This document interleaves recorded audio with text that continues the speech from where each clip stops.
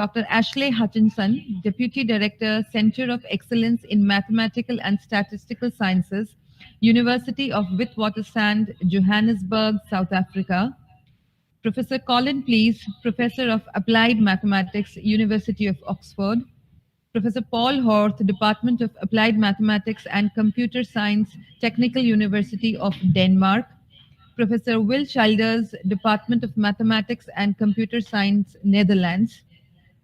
The coordinators for this webinar are Professor Dhanesh Patel, Director of Office of International Affairs, Maharaja Sayajirao University, and Professor Colin Please from the University of Oxford. I also welcome Professor Arun Pratap, Dean, Faculty of Technology and Engineering, Professor H.R. Kataria, Dean, Faculty of Science, Dr. B.M. Shah, Head, Department of Applied Mathematics, Professor R.G. Vyas, Head, Department of Mathematics, Professor Vipul Kalamkar, Head, Department of Statistics of the Maharaja Sayajirao University of Baroda, and all others from the various parts of the world who have joined this webinar. It is my privilege and honor to introduce our Honorable Vice Chancellor, Professor Parimal Vyas. Professor Parimal Vyas has effectively steered the Maharaja Sayajirao University since 2016. Apart from being an academician of international repute, Sir is an able leader and a true visionary. He has a long-term vision for our university, and I quote, "My wish is to ensure that the Maharaja Sayajirao University serves in the future as a key employer, technology provider, and a source of knowledge and skills in the region." Unquote. Under his leadership, the university has scaled new heights and reached new corners. In the current COVID-19 pandemic crisis, Sir has been exemplary in his humanitarian efforts and gestures. I'm very happy to share with all of you that ours is a family of around 1,500, teachers, and we have some of the promising faculties like Faculty of Technology and Engineering, Faculty of Science. We have a very strategic emphasis on liberal arts with Faculty of Arts. We have Faculty of Family and Community Science, Faculty of Management Studies, Social Work.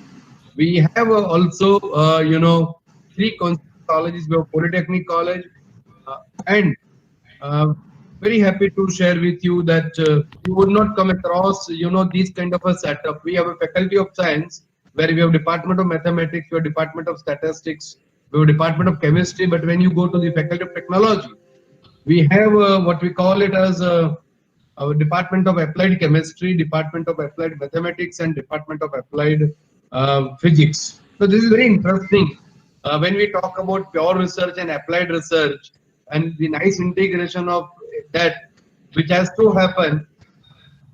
Department of Applied Mathematics, which is one of the participant of these important webinar which we are hosting. I'm very happy to learn that more than 30 plus countries attendees, they are participating in this webinar, and I believe we can't think of a life without mathematics. 24/7, anything and everything that we do, we compute, we calculate, and then we try to, put into practice.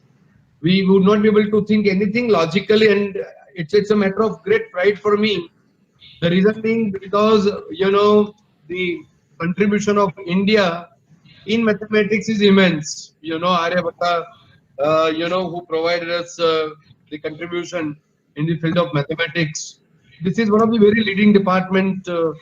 At the same time, Professor Dhanesh Patel, who is the former head Department of Applied Mathematics, we have entrusted him the responsibility of managing the internationalization of, higher education, and I'm very happy to share with you that we have overseas students from more than 14 countries, and then they are all in the campus. I believe whatever quality of life that we enjoy nowadays, I believe earlier, during my childhood days, uh, people, they were not they were not ready to rely on some of the forecasts which were taking place. But today I believe now that has become an integral part of our life. This is just one example.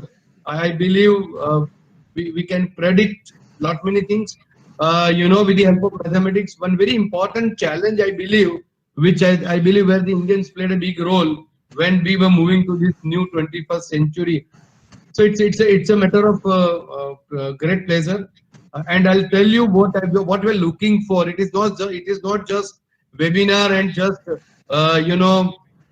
sharing of experiences on the contemporary issues, challenges on mathematics. What we are looking forward from all the esteemed academia from different parts of the world, they are here. In the near future, if we really want to improve the quality of higher education, what we really need to do, we really need to do and promote collaborative research. I would like to share with you that the Department of Applied Mathematics or Department of Applied Chemistry or Applied Physics, we have a very close connect with the industry. We get a lot of live problems from the industry, and scholars who are pursuing the research and postgraduate students, they are given these assignments to deal with those problems. They deal with this. They try to attempt to come out with some solutions of these live problems. That is what we do. So I wish all of you all the very best. On behalf of the university, I welcome each one of you, all the attendees and all the distinguished speakers. And it would be a matter of pleasure for us to host you, because we are passing through this critical time right now. At the MS University of Baroda, we host, and that's a long tradition that we host so many distinguished, professors across the world.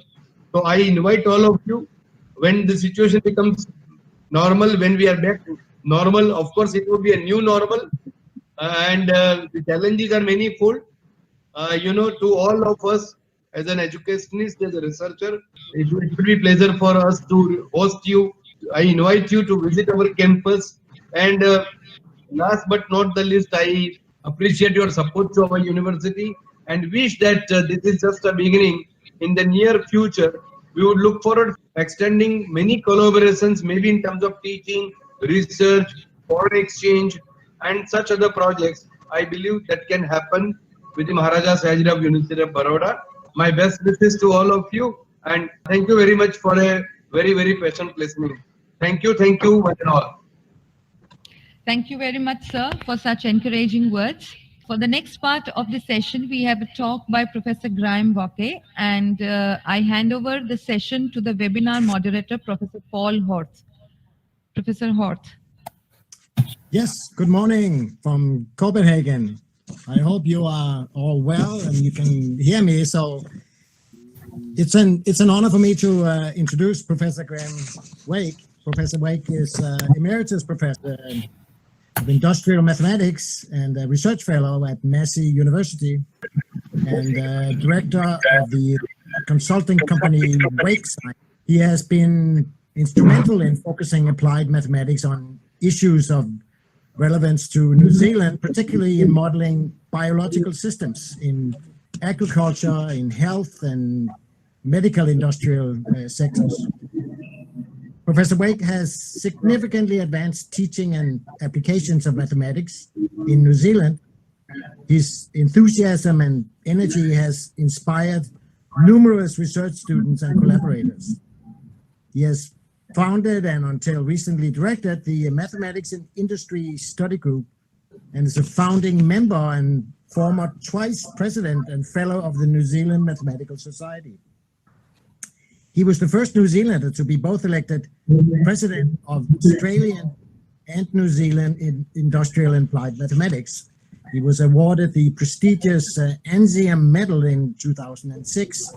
He's a founding member of the Asian Pacific Consortium for Mathematics and Industry, and that will be the subject of his talk today. It is entitled Initiatives in the Asia Pacific region for fostering mathematics and industry from a New Zealand perspective. Professor Wake. Hello, I'm Graham Wake. Welcome to New Zealand. We are late mid-evening here, so we've got an advantage over you in terms of time. I will begin my presentation then. Okay, well, thank you. You've already heard my title, and it's a pleasure to be here, metaphorically here. Sorry we can't be with you. Thank the hosts very much for having us at Baruda, and I look forward to meeting you all at some of the meetings.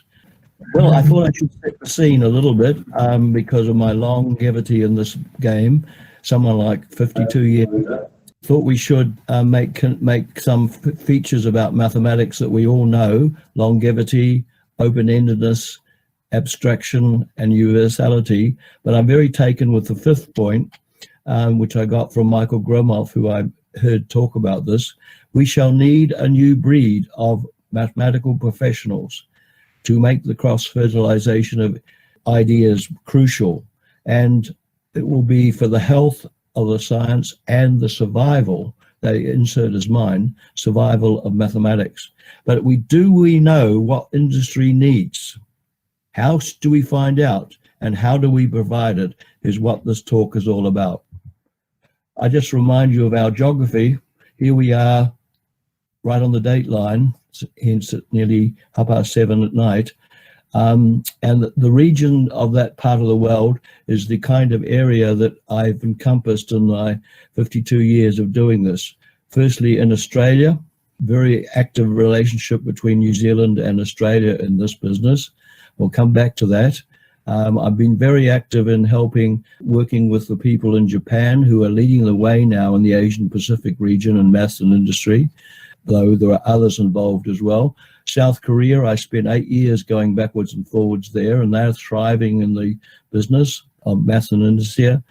Brunei was my first incursion into Asia, and they have a number of my ex-students there, but of course it has different problems to surmount about organization there. And Malaysia is very active and is doing well, led from the south of West Malaysia. And I've been working very recently with the people in Thailand, and they are on the verge of starting maths and industry groups. But we are all linked in this area by the Asia Pacific Consortium, which I will mention later on, and we share experience and expertise in running maths and industry programs. So that's the region I'm encompassing. Some recent activities in my country, the chairman very kindly mentioned the activities in MINS, and that's, of course, the lovely four-letter word we use for maths and industry study groups here in New Zealand. That was the one hosted here in Auckland, north of New Zealand, just last year. We're not going to have one this June because of the pandemic, but we were scheduled to have one in Christchurch in the South Island, but that's not going to happen now. It's postponed. We're lucky with the Asia Pacific Consortium because we have annual meetings in one of the member countries, of which there's about 15 now, some active, some not. We were privileged after 10 years to host that forum last year, and I co-chaired that with one of my colleagues. Each country has the pleasure of picking a theme that's relevant to its country, and of course New Zealand couldn't do otherwise than have mathematics for the primary industries and the environment. And it was a very great success with people from all of the member countries and a few from outside attending. What these groups try to do in their country, and I picked this one up from my British experience. After all, at Oxford, when study groups started in the late 1960s as a postdoc, and these are the kind of activities that their knowledge transfer network actually foster. And you can read it all for yourself, but special interest groups include, of course, study groups like we're on about here. Well, when you're in a interdisciplinary group, industry group, I do a lot of work with industry. And remember, in New Zealand, industry includes the primary industries and the environment issues that are to the fore here, preserving our rather nice environment. We have to often say what industrial mathematics is all about. And there I've listed a few self-evident points, really.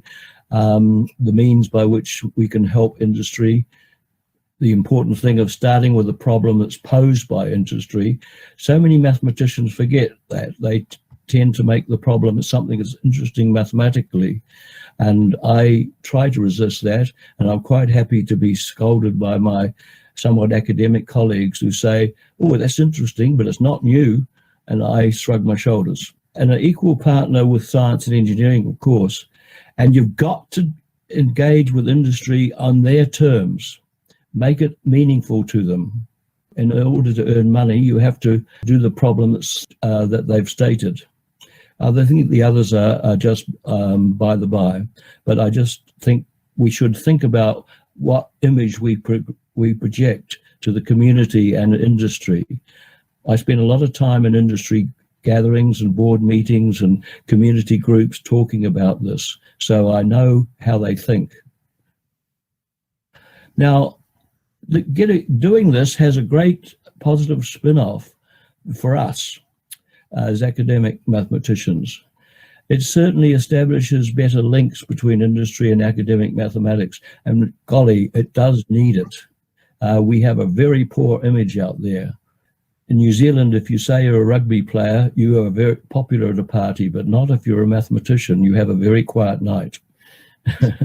But it will enhance the image of mathematics in the community by this kind of activity. And most importantly, it provides much improved university education of potential mathematicians through, in particular, giving them expanded employment prospects for mathematics graduates, fresh research problems for mathematicians, and also importantly, innovative material for teaching courses. And it enriches the curriculum, I'm sure.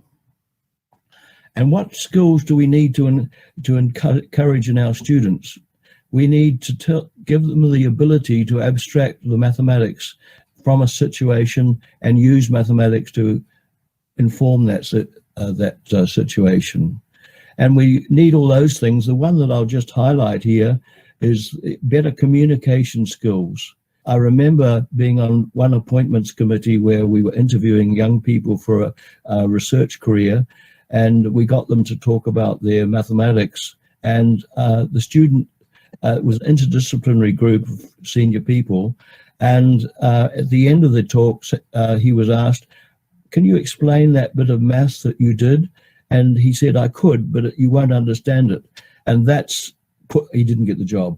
That was really quite bad. And we need to see the organizations able to implement what we do for them. We're not good at that either.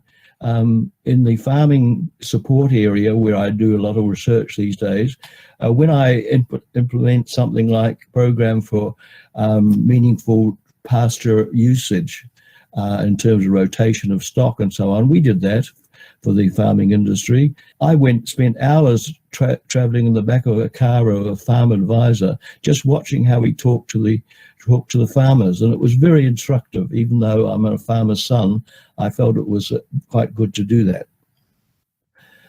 Now, my recommendations when I move around the region and also in parts of North America, I have often asked to make recommendations about how you go about this.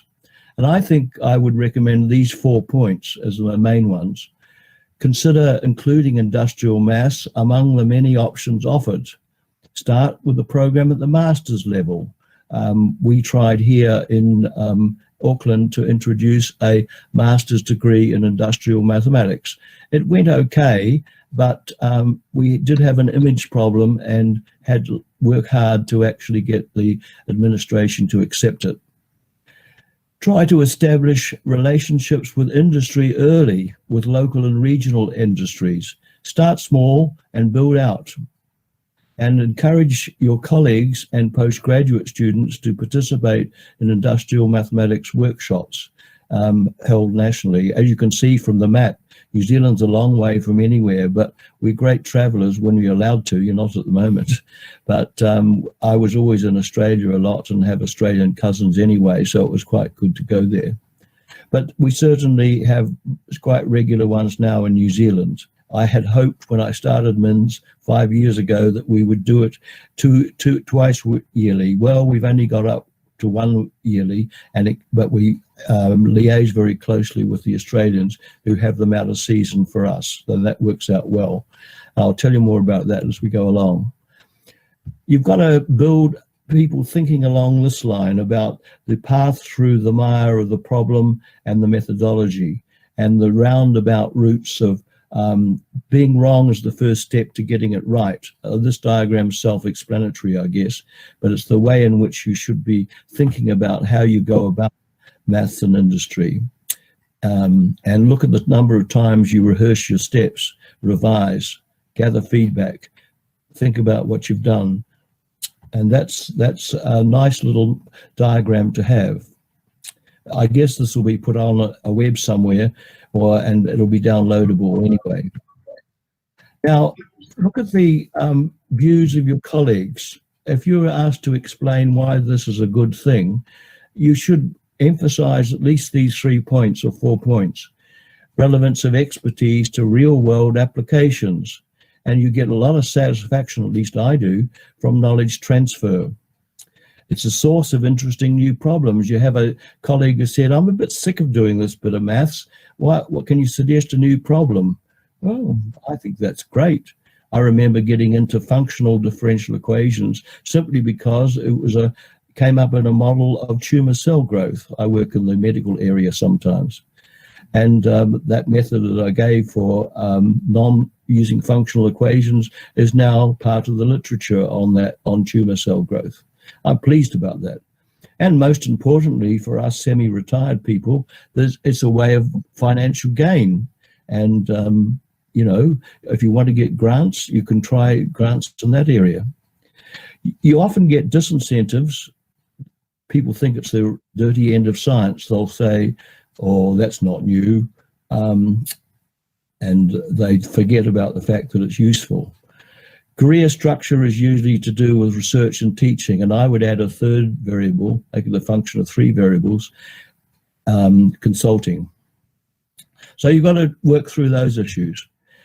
The industry, when I talk to boardrooms and business groups and so on, I've done a lot of that over the years, mostly seeking challenges for the study groups that I've directed. You get questions like, is mathematics really relevant to industry? Now that's a foregone conclusion for you and I, or many of you anyway, but they don't know how they can use it. They've never been told, they've never been shown. Now I know in New Zealand industry is quite small and many of them don't hire mathematicians on their staff, but they want access to expertise, and the study group's one way they can get it. And they'll ask, what benefits can I expect? What are the mechanisms? How much would it cost? Can I have it tomorrow? Can I buy it now? Answer by Monday, please, and I'll pay. You know, that sort of questions you get. And they're always worried about, will I understand it? Because they didn't want a lot of equations. They want algorithms maybe, but mostly the computer code and how to use them. And they'll say, why are you bothering anyway? What's in it for you? So that's an interesting, you must be prepared to make those kind of answers. Well, that's my answers roughly. The New Zealand Steel, by the way, was one we helped a lot. They're now partly owned in Australia, but we have a unique steel industry in New Zealand because all our steel is made from iron on iron sands. In other words, and it's stuff from volcanoes that's washed into the sea and comes up on the west coast beaches of not far from where we're living here. And they have a unique process for making steel out of iron sands. And there's not many countries in the world that do this. It's the only steel we've got. Here's things you can do in a given environment, from the easy ones to the bigger ones right at the bottom. And these are ones that I've experienced at every level. Starting small, industry days, invite someone in to give a little informal chat. Have theme days. We do a lot of environmental modeling here. We haven't got much petroleum, but we do a lot of biology in the agricultural area. But you can have theme days. You can have student projects in industry. I had fortunately had a long visit once in Claremont and eastern Los Angeles, and they had industry actually funding undergraduate projects. And that was an eye-opener to participate in that for one semester, and I think that's an idea that we can borrow. have consulting officers on your campus. Many of you will, of course, but I'm just saying the obvious. The study groups is what we're on about here, and these are ones I've experienced, and in addition to the ones in Asia. Occiam, of course, was my experience. 1970-71 was the main ones I did there when I was a postdoc. And of course, we now have what's now called the Australian one, and our one is alongside each other, working as a team. And in Oxford, of course, they've got the famous Smiths Institute. You need commitment and experience, staff members ready to get involved, and new ones, and so on. You need all those obvious things to make it work. Now, I'll just rehearse some of my own experience so you know what I'm talking about. As I've mentioned Oxford, and they have a very good website there that you should look at. They keep up-to-date lists of what's going on. And I don't know what Colin will say, but I think there's a fair bit there. Worldwide, I've participated in these. I'm currently working on the Thailand exercise, and let's hope it helps. We all, of course, remember Alan Taylor, who was my postdoc mentor. He was the founder of the study groups worldwide. Now, the first one in Australia was in Melbourne in 1984. I was lucky to be there. In New Zealand, that we actually hosted the joint Australian one in 2004, 5 and 6, the first time it got out of Australia. And we enjoyed it so much, we thought, gosh, only 1 year and 5 in New Zealand. We've got to have one every year. So that's why we started MINS. And we started in 2015. And we've been going from strength to strength. The ANZIAM one, as I said, ANZIAM was created as a joint country thing. It rivals SIAM in culture, but is perhaps unique because it's two-country society. Its overview is from Australia, the Australian Maths Society, but it's a separate grouping now from there, but you can join it from the Australian Maths Society. And they have their study group from 1984, as I said, and we have ours from 2015. Going well.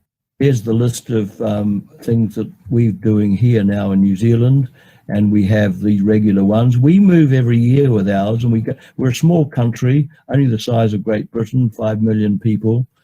I always counter that with 20 million sheep.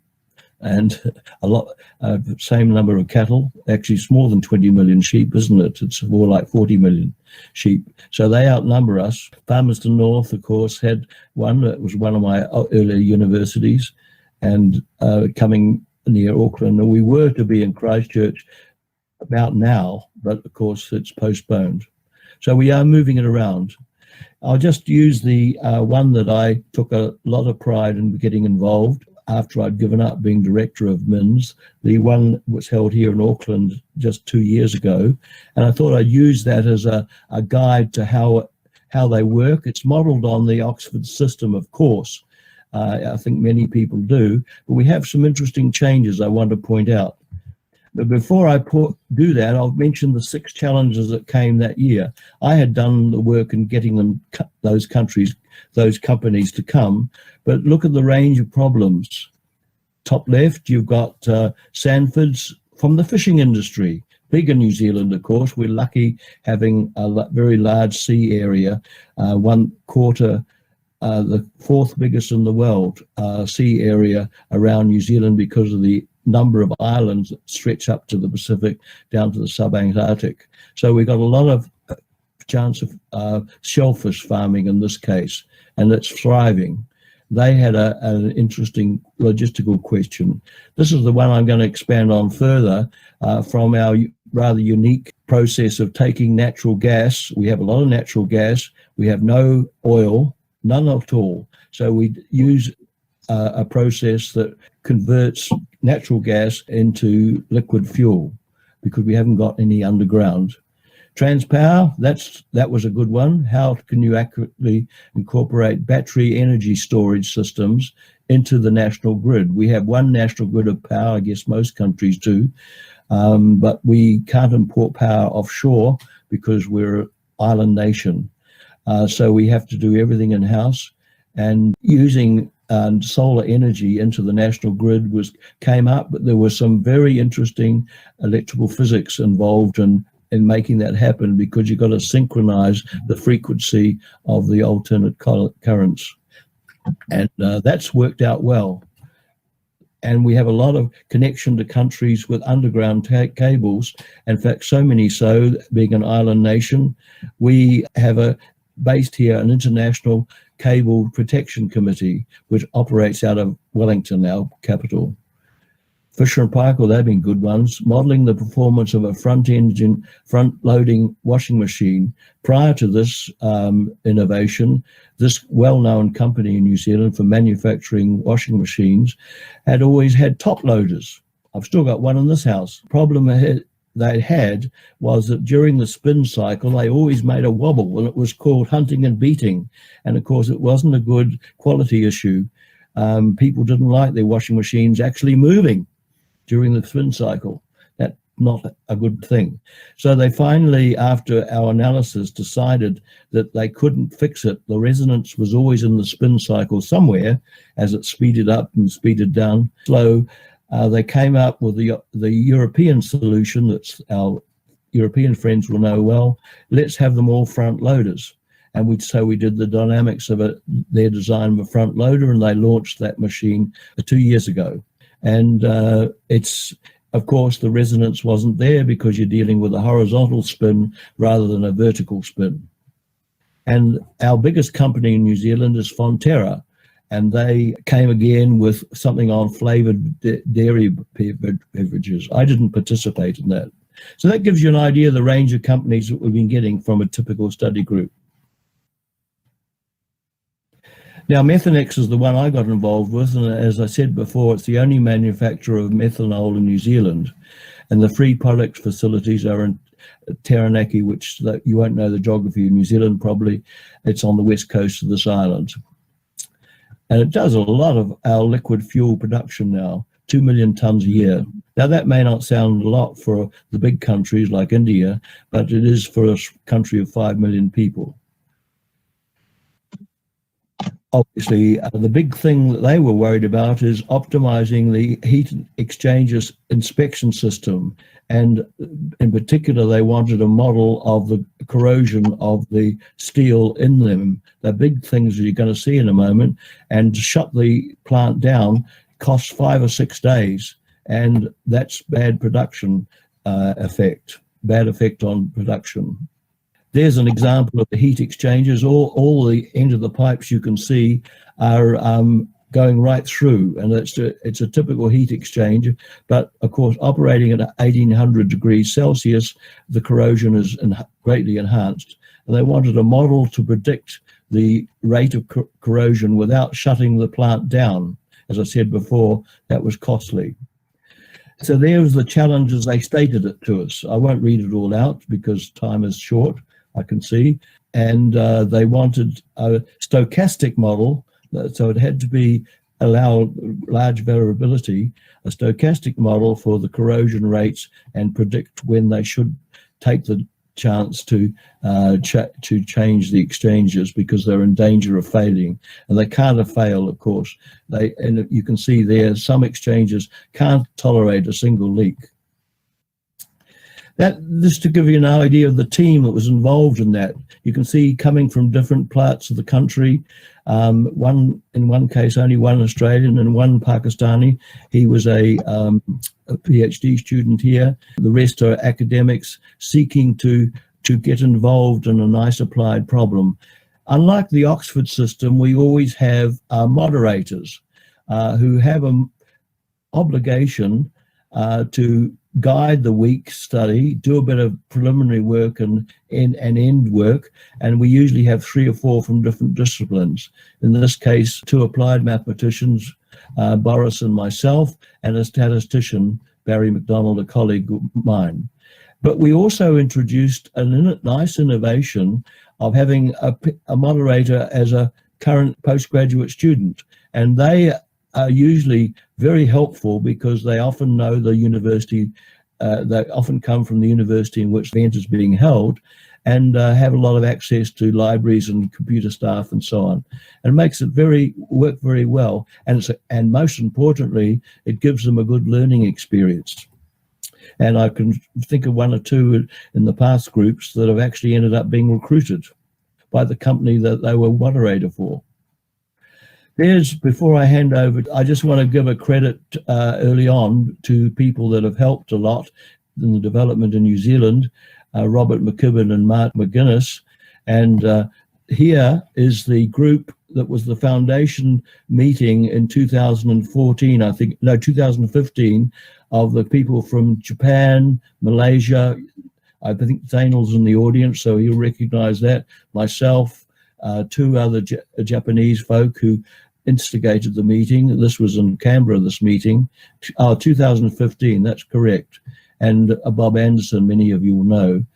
I want to acknowledge the support of KiwiNet, because they've done a lot of work. Actually, it's probably appropriate that they obliterates me, because it's me speaking at the symposium in Beijing in 2015. That picture was supposed to be over there. Okay, and the Pacific Journal of Mathematics and Industry, I'm lucky to be an editor of that, along with many others, comes out of the APC-MFI grouping. We are hosted by ANSIAM, and they have a good journal that does applied mathematics as well. And all the reports from our study groups are put into this thing, the ANSIAM Journal of Applied Mathematics. And it has an electronic supplement that is very, very useful. Now, I'm going to move on in my last few minutes of showing you a video that captures most of what I said. And it's got excerpts of the industry people talking, plus a few of us. And it's been used around the region to do all these things. Student group talks, teachers, potential challenge providers. I've showed it hundreds of times doing that. Corporate meetings and boardrooms, and community groups like Rotary clubs. So now what I'm going to do is just show you that movie. Thank you. MINS is a grouping of people across the country that is trying to coordinate the activity of maths and industry from experts within the country. The reason we created MINS is that we felt that there was a need across industry and community organisations in New Zealand to have more open access to modern mathematics.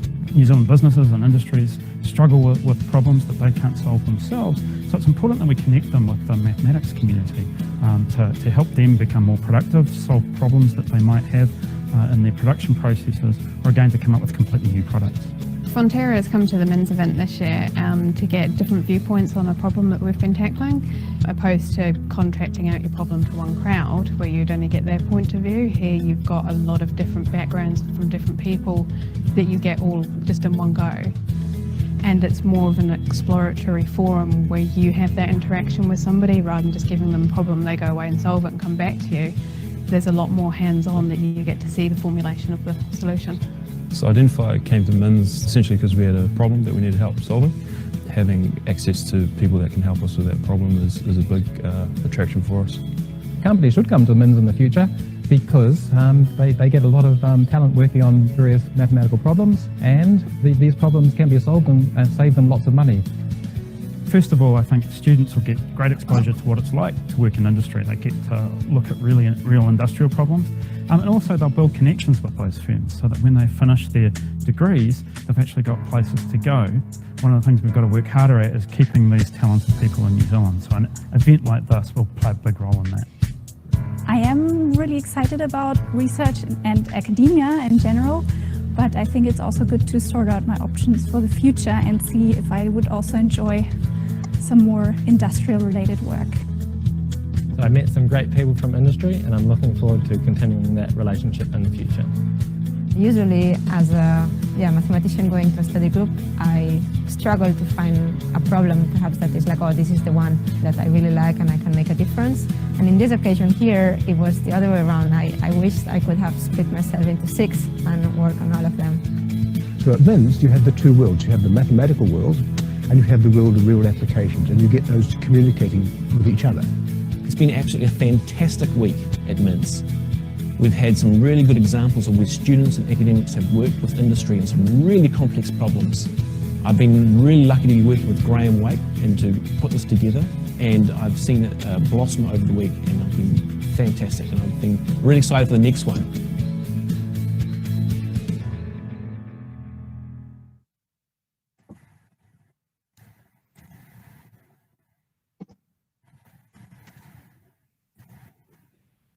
Okay, thank you.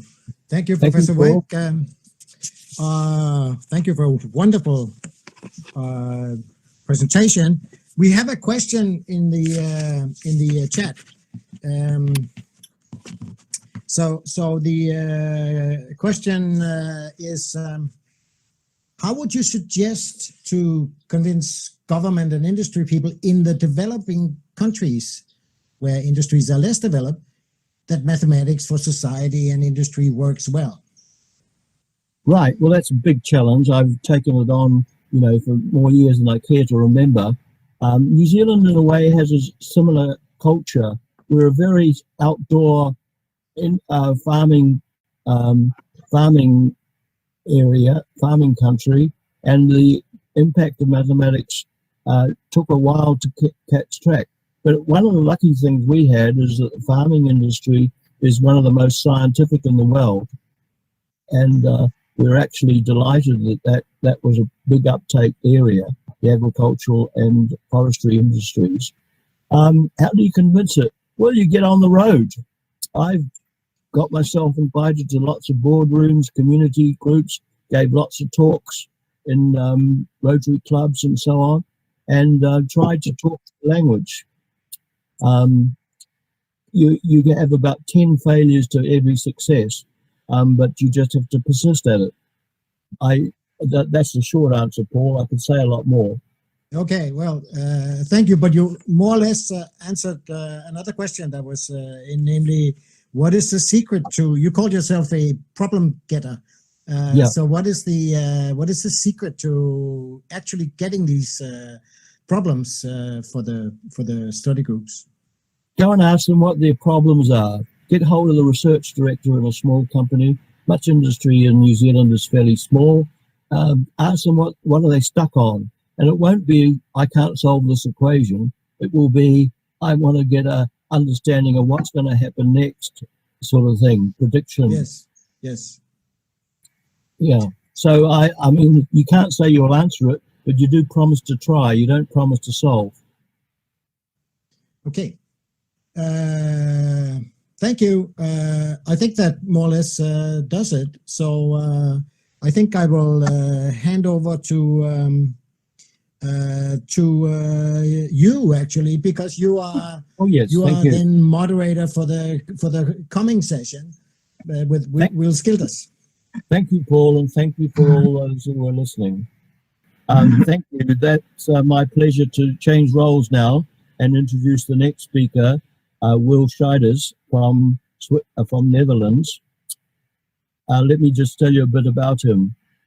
After having obtained his PhD in numerical analysis from Trinity College, Dublin, Will worked in industry for about 30 years, starting off in Philips Research Labs there in the Netherlands.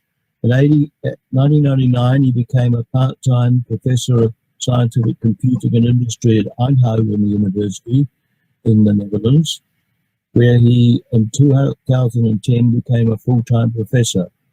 In the same year, he set up the Dutch Platform for Mathematics, of which he is still the executive director. He'd been president of ECMI, that's the European Consortium of Maths and Industry. He's a regular visitor to the Asia Pacific Conference, Consortium Conference, which I have met him at, and is currently the president of the European Maths and Industry Consortium. And I'm sure he'll explain that in his lecture. And at the international conference in Spain last year, he was elected officer at large of ICIAM, the International Consortium. So, Will, I welcome you to be our next speaker, where you're going to actually talk on let me just get it here, something similar to mine, but obviously talking about the EU Maths and Industry Group in Europe. That'll encompass something like APC. Over to you, Will. Thank you very much, Graham. Thank you very much, Graham, for the introduction. I will talk about mathematics for industry in Europe. But first of all, I would like to thank the management of the university for organizing this very nice webinar. Also, thanks to Danesh and to Colin for organizing it. And I would, of course, love to accept the invitation of Professor Vyas at the beginning. I already visited twice for study groups in Baroda, and it was always a great experience. This is the contents of my talk. I will not go into detail here. You will see the elements of my talk appear when I do the presentation. So I'll start with a short introduction. And as Graham already said, it's good to explain what EU Maths In is about.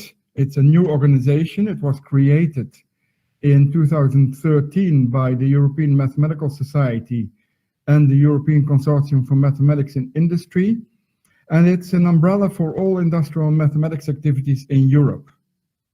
And we are a unique network. We are a network of national networks in principle. As you can see, the dark green countries are our members at the moment, the national networks that we currently have on board.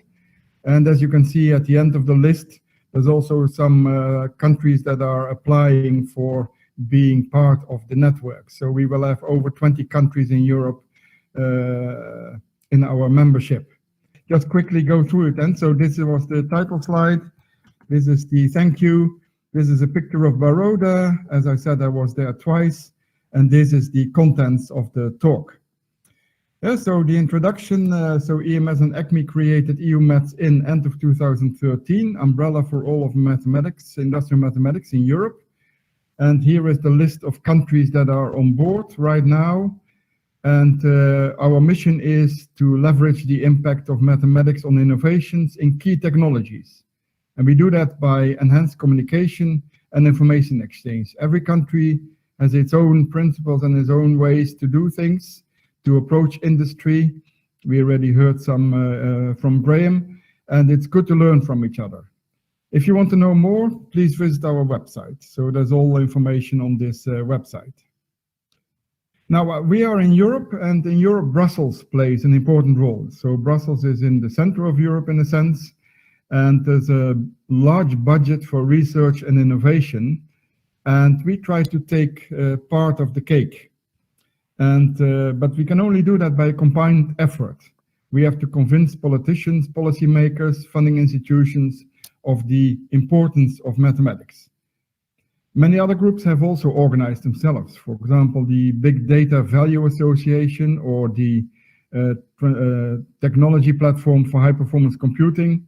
They also lobby for their cause.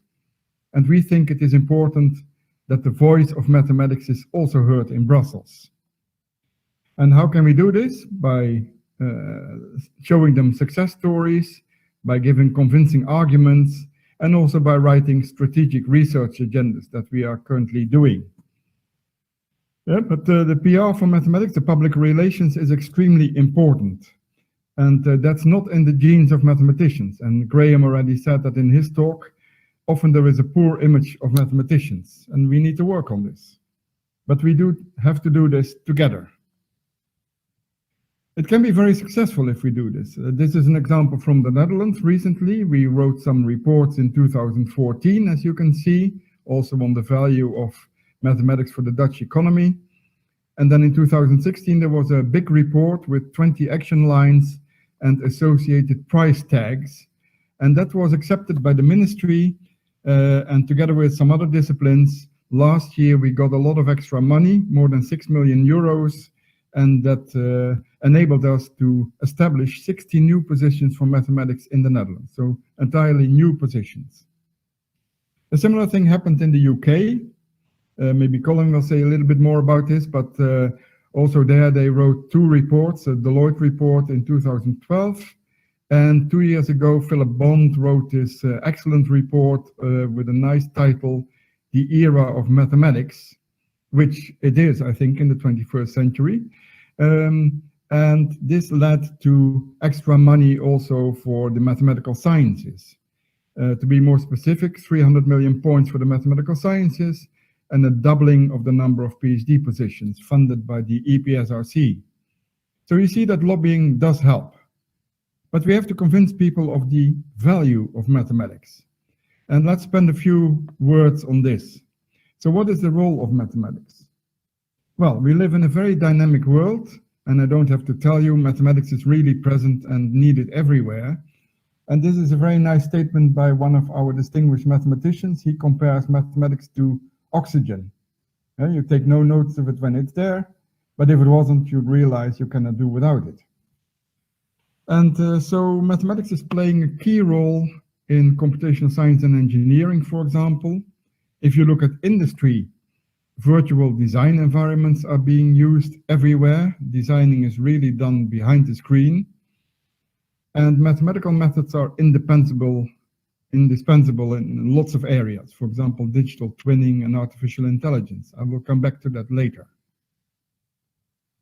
Now, many people don't realize how much of the mathematics needed to solve a problem is under the surface. They only see part of the mathematics. You can compare it to an iceberg. And I always say that mathematics gives an invisible contribution to a visible success. And I experienced that a lot when I was working within Philips Research. A very nice example of such the way mathematics can work in industry is this one by Volker Meerman, the current president of the European Mathematical Society. He worked on a problem from the automotive industry. The problem was disc brake squeal. It's a frequent and annoying phenomenon, and the automotive industry has been trying for decades to reduce the squeal. But in 2015, mathematicians from Berlin made a very detailed mathematical analysis, and what they showed was there were bifurcations because the designs contained highly stiff springs. And this was really a surprise to the industrial partners. So they did not know about this, but they are now all very interested in the results, and using this knowledge, they can actually improve their designs. So the mathematics really revealed that some hidden properties of the underlying system. So I think this is a very nice example. But there is much more, and there are also things that people don't know. I mean, you probably all know the Moore's Law, the engine behind the electronics industry for more than 50 years. And this is really very well known. What is not so well known is that there is also a Moore's Law for mathematical methods. And I summarized the results in a table here. You can see several areas of mathematics, solution of linear systems, but also mixed integer programming. And you see that the speed up of machines in this column, and also the speed up of algorithms. And what you see is that the speed up of algorithms is larger than the speed up of machines. And of course, the combined effort is really stunning. And that is what enables us to do all the simulations that we are doing right now. Suppose we would have relied only on the speed up of computers, then now we would be solving the problems from the 1990s. So mathematical methods contribute significantly to speed-ups, computational science and engineering. And in all cases, we see that the algorithmic speed-ups outperform the hardware speed-ups. But this is not general knowledge. And we need to tell the policymakers. So we can do this by, we developed this sticker, for example, Math Insight. You will see it later as well. It's also available on our website, and it makes clear that there is a lot of mathematics also inside. Some other aspects of the value of mathematics. I mean, there is a clear relation between the mathematical ability and country competitiveness. Yeah, so here you see the PISA math score in secondary schools. And here you see the global competitiveness index. And you see that there is a clear correlation between the two. And this is not surprising because we think that all the revolutions in computational science, in big data or in analytics, they are likely to substantially increase the importance of the mathematical sciences. Another aspect is also the economic value of mathematics. There have been reports in several countries. The UK started it in 2012, then the Netherlands followed in 2014, France in 2015, Spain in 2019, and Germany had a nice book in 2008 already, but they are now also thinking of performing a similar analysis. What is the value for the economy of mathematics? And there are some stunning figures associated with this. I quote from the Dutch report that mathematical sciences contribute up to 26% to total employment in the Netherlands, and the economic contribution represents about 30% of Dutch national income. And if you read the report Era of Mathematics, then you will also see this calculation that the rate of return on investment as a benefit to cost ratio can be estimated for several disciplines. Engineering 88, for example, but you see mathematics 588, so it also outperforms all the other disciplines in this respect. So it is very valuable, mathematics. But we need to get that message across. Now, the title of this webinar is about challenges and frontiers. And what I would like to share with you is my view on some challenges concerning mathematics for industry. And the first one is on modeling, simulation, and optimization. That's our abbreviation that we use, MSO, in a data-rich environment. So nowadays, data are playing an important role, more and more important. And we think that this really provides a window of opportunity to boost innovations. So if we look at the enabling technology for Europe and probably also for other parts of the world. So we estimated the value of MSO in Europe, in the automotive industry, it's enormous, but also in other areas like aeronautics and energy, it is quite high. And you've seen the impact studies that I already presented. Now, this digital twin concept has developed really from a NASA concept to one of the hottest technical trends in 2018. So what is a digital twin? It's a digital representation of a real-world entity or a system or a product. And these digital twins are linked to real-world objects. The concept is not new, but several factors have now converged so that we can bring the digital twin to the forefront of a disruptive trend. And this is also noticed by companies like Gartner that you may know. Every year they publish a report with top strategic technology trends. This is the 2019 report. And one of the 10 challenges is developments is the digital twins. And I won't read all of this, but you can see here, for example, this is a sky view of Singapore. And the company Dassault Systèmes, they created a digital twin for the entire city-state of Singapore. Yeah, and it's clear that this area of business where creating a digital twin of a physical object, it might reduce spending or increase revenue potential. And that is really realized by industry. And that's also why they put a lot of emphasis on creating digital twins. And I would like to show you a movie of about 2 minutes. Siemens is really investing heavily in digital twinning, and this movie really explains it quite well. And I hope you can see it all. The innovation backbone of the future, delivering virtual representations of real-world products, systems, and cities. For example, the digital twin of an electric motor not only showcases form, but also analyzes functions, from the rotation of the shaft to thermal conductivity to data from sensors and beyond.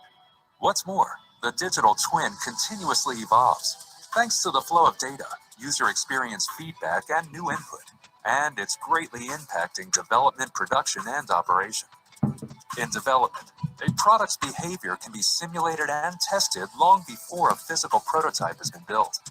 Siemens utilized the digital twin to develop a world record-setting electric aircraft motor that not only weighs 50 kilograms, but is also 5 times more powerful than comparable electric motors. But it doesn't stop there. Digital twins also unleash the power of 3D printing. In a recent Siemens study for gas mixing systems, insights from the simulation of form and flow behavior were combined with generative algorithms. The result? A truly unique channel shape and configuration, one significantly more efficient than anything previously designed. Even entire factories down to individual machines can be simulated and tested. For instance, robots. It's difficult for them to perform milling tasks because large forces in the manufacturing process lead to inaccurate movements. But with the digital twin, the forces that push the robot away from the milling path can be calculated and compensated in real time, keeping the robot in its path. When it comes to operations, digital twins make the data of a real point in real time, the simulation of its point. The availability of the point parallel to operations can be reliably predicted, and sudden disruptions become a thing of the past. But this is just the beginning. And it is already driving the future. Merging digital twins with artificial intelligence allows computers to independently design advanced products. Siemens is realizing this potential right now with Californian startup Hackride, which aims to build customized sports cars. For development, production, and operation, the digital twin breaks with traditional paradigms and opens up extraordinary possibilities. That's why digital twins are the innovation backbone of the future. Siemens, ingenuity for life. I hope that was still visible. In my screen, it wasn't. We've lost Will, I understand. We were doing well for a while. The question I would have asked him how he has managed to convince his governments and as part of the wider European community to support maths and industry. That's a problem here in New Zealand. We've had to raise money outside of make industry pay for coming to study groups and so on. And I'd love to get to the situation which maybe some of the countries in Europe and Asia are in. So the digital twins, I think, will have a major impact. Yeah, so we will make modeling simulation optimization widely available, and it will really generate a significant amount of data, and industry is very much interested in this. We have developed an industry core team to help us. So you see here the companies that are our members in a sense. And so we work very closely with them to develop this and to convince Brussels about the importance of mathematics. If you go to our website, you can see some publications that we made together with these industry partners, and it's all about modeling simulation and optimization. Okay, I was presenting this first challenge, digital twins. Second one is about high performance computing. And yeah, I mean, everybody knows that simulations need to be carried out on computers, but there have been a lot of developments. Computers were very simple so far, only one CPU, but that situation has completely changed. Moore's law has come to an end, so we can only speed up by making more processors in a computer. Also GPUs used for game computers, they can be used for calculations, and they are being used. And also we observe that communication between processors is slow compared to the processing power of the CPUs and GPUs. So we need to develop entirely new mathematical methods. We need to develop algorithms that are inherently parallel. We need communication avoiding algorithms and also make use of the GPUs. And a dramatic example is this one. I mean, we had, for the solution of linear systems were growing larger and larger. We had a nice method, conjugate gradients, published in 1952. It was not considered practical until about 1975, when preconditioning was invented and published, and using incomplete Cholesky decompositions by van der Vorst and Meyerink. But unfortunately, this preconditioning step is an inherently serial process.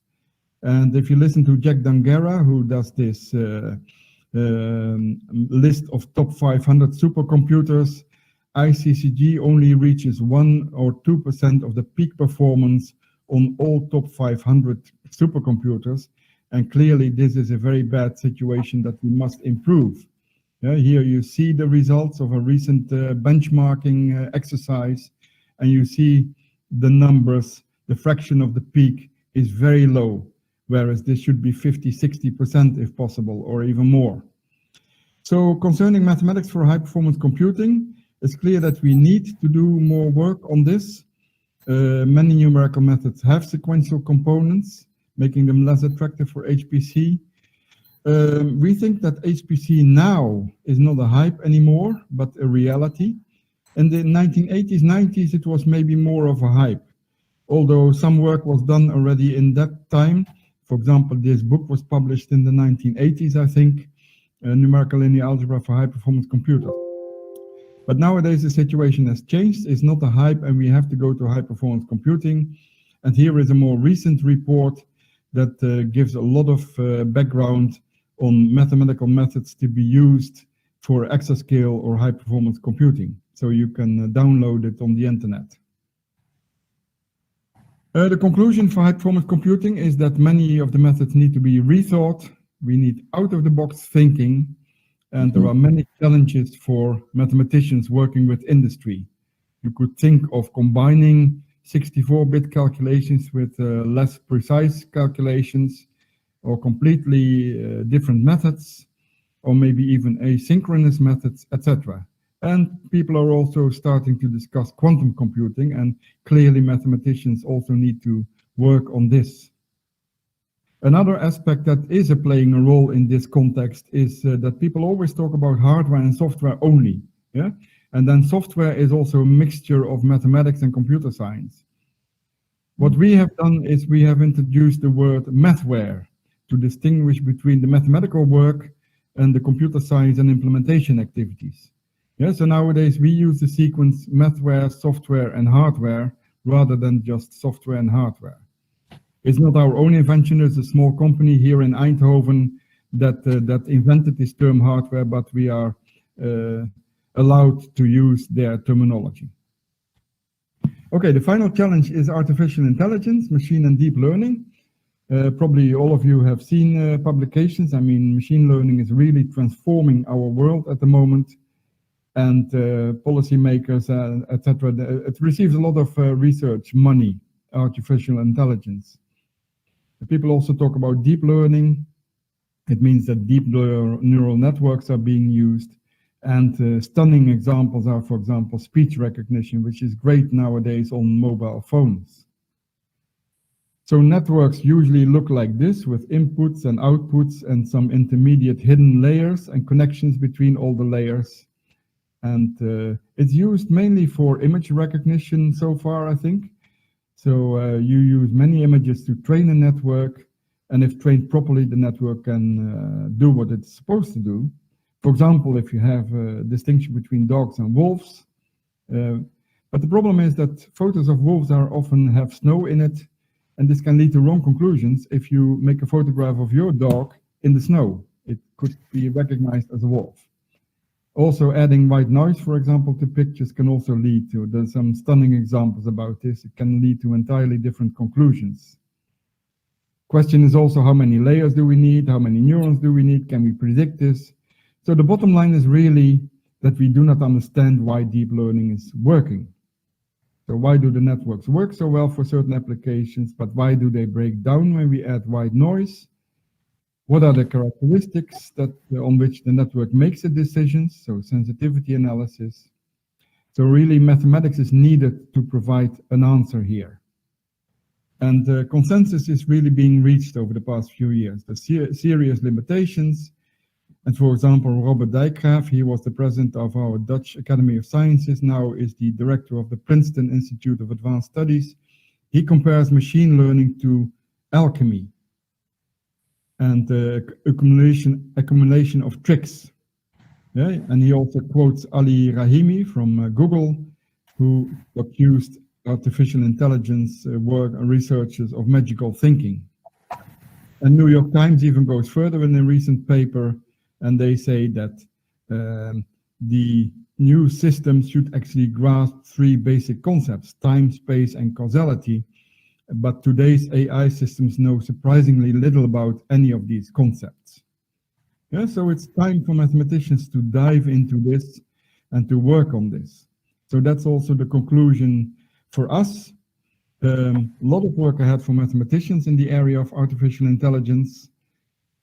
We may need to build entirely new networks. At Philips, we already worked on dynamic neural networks to simulate the behavior of electronic circuits. And industry is very much interested in combining traditional models, for example, with AI, in order to perform much more accurate simulations.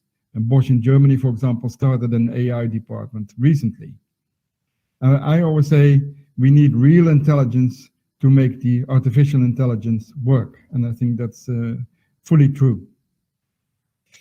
Okay, that's almost the end of the talk. So I just have one slide on some aspect that Graham was also touching on in his talk. The question is it really interesting to work on societal and industrial challenges? And does it really need to new inventions in mathematics? Because some people claim applied mathematics is just applying existing methods. Well, that's certainly not true. I mean, it's rare for an applied mathematician to receive a Fields Medal or the Abel Prize, but we are convinced that applied mathematics can be extremely rewarding and interesting. And that's why Michael Günther and myself am publishing a new book over the summer. It's called Novel Mathematics Inspired by Industrial Challenges. And so here are some titles of contributions to this book. It tries to prove that there is certainly new mathematics coming by industrial challenges. Okay, conclusion. I think first and foremost, mathematical communities should act together. We should join forces with industry, and that holds especially for us in Europe. I mean, policymakers are often more inclined to listen to industry than to scientists, but industry really makes a case for mathematics in industry. We also need to improve the PR of mathematics, tell the policymakers about all kinds of advantages of mathematics, maybe start using these Mathematics Inside stickers. And specifically about digital twins, it will require a very major investment and a solid cooperation between mathematics and industry partners. And true digital twinning will need new ways of mathematical modeling, simulation, and optimization. For example, combining MSO with machine learning and using data. So this is my final message. Thank you very much. Thank you very much, Will. Are there any questions? I've got one here on the screen that I'll perhaps add here, Will. I think you touched on it actually, about the use of quantum computing in the future. Do you think it's going to be with us for a long time?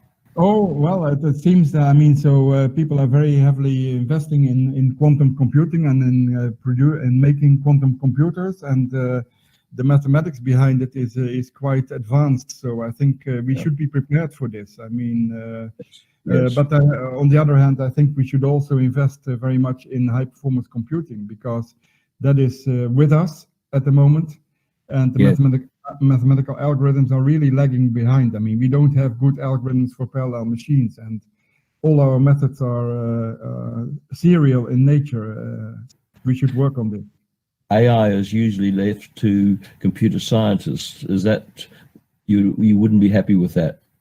No, I don't. No, absolutely not. Because I mean, from the example of the ICCG, for example, you see that the mathematicians have to provide the solutions. I mean, of course, yes. And the implementation is also important, but and the computer science tricks. But I think first and foremost, we need the mathematics to solve the problems. You're talking to the converted in my case. Thank you very much for your talk, Will. I think I hand over to you now to introduce Colin. Yes, we have a nice scheme that the speaker turns into a chairman next. So yes, it's my pleasure then to introduce, and thank you very much, Graham, to introduce the next speaker is Professor Colin Please. He's also organizer of this webinar. He's a professor of applied mathematics at the University of Oxford since 2013, and he has a background in mathematics and engineering. And prior to Oxford, he worked in the power engineering industry and at the University of Southampton. So he also has an industrial background. He has a particular long-standing interest in mathematics with industry study groups and has attended over 80 of these events. So maybe he's even the record holder, I don't know, but across the whole world. He's passionate about training young, talented applied mathematicians to be able to apply their efforts to important practical questions. So, Colin, the floor is yours. Thank you very, very much, Vil, and thank you for your kind introduction. Namaste to all the participants on this webinar. I'm enjoying enormously the different directions that we're hearing from, and I hope that I can give a short talk about some of my experiences in Oxford with industrial mathematics and give you some ideas on how those might be applicable to your various situations. I want to talk a bit about connecting with the power of mathematics. We've heard a lot about mathematics, how it can be so powerful. I want to go and talk about my experience of how that works and so forth. And thank you very much to MSU Baroda for making this opportunity for us to go and talk about these very important activities. So, I want to first talk about industrial mathematics and why should we be collaborating between industry and academics? Why is that important? I want to talk crucially about the mechanisms. We've heard various mechanisms talked about, but I'd like to talk about my experience of mechanisms that create long-term interactions, allow mathematicians, industry to go and benefit both sides. And then at the end, what I'd like to do is just to give some interesting examples of perhaps industrial mathematics that is not quite as obvious. Just briefly, at the bottom here, I'm going to have little pictures because we're all in the lockdown here in the UK. I have some pictures of my home institution, and this is my home institution having coffee. And coffee is the most important element of all mathematical work, as I will mention later. So, what are the benefits and hurdles that I see? Well, the benefits are, as we've heard by previous speakers, that mathematics really does provide a framework in which you can understand really complicated problems. And quite often, just building that framework allows you to understand better the problem that you're working with. If you've built a framework, you've built a model, you can use that model to go and insight into what's going on in your problem, what you should do. You can optimize processes, you can consider various different scenarios, and you can use those to go and gain a competitive edge over your competitors. One of the hurdles that I see in mathematicians going and getting involved in industry is the fact that mathematicians seldom have domain-specific knowledge. So for entrance, for example, if a civil engineering company comes to me and is interested in where they should position dams in order to prevent flood control, I know very little about flood control or dams, so I need to do a lot of discussion with them, but my experience of building frameworks gives me and other mathematicians the ability to go and build a theoretical framework that does allow such problems to be studied. We've had a couple of comments on this, but let me just go and emphasize them. I've worked in industry, in the power industry, power generation, and so forth. Why do I think industry should work with mathematicians? Well, the first one's a pragmatic one. They want bright ideas on how they might solve problems and so forth. They want talented students. They want talented students to go in and get jobs. So if industry wants to have access to those students, working with them earlier is a really good idea. The second thing is working with mathematicians rather than domain experts quite often produces novel approaches, completely new ideas on how you might think about a problem. And hence new ways of thinking about how to go and improve your products or so forth. So that's why industry should work with academics. Why should academics work with mathematicians? Oh, sorry, this is me down the bottom. Me being very baffled by a problem to do with fluid dynamics in pipes. Why should academics and mathematicians work with industry? Well, Firstly, there are a lot of mathematicians I know who like to have their work motivated by practical problems, to know that their mathematics has application somewhere. It goes and drives them and makes them interested in things. As Bill and Graham have both pointed out, of course, working with industry goes and provides funding for positions. It also provides jobs for any of your students who go out and about. Several times we've heard today, and I would just emphasize it again, that one of the great things about working with industry is they go and ask questions you may never have thought of, and hence those questions might indicate new mathematics that you need to study. And finally, by going having industrial problems, you get material for courses that you might teach students with that are new and exciting, relevant, and inspire students in the future.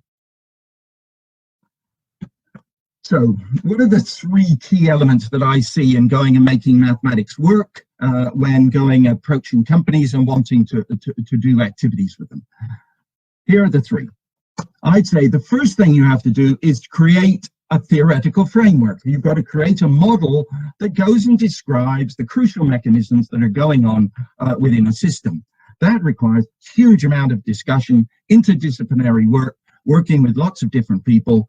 The mathematician has to be able to understand where the ideas are coming from. Once a model is created, well, most mathematicians are then quite happy to think about exploring that model, solving the model, and even taking large amounts of data, go and validate and parameterize the model. That's our sort of comfort zone.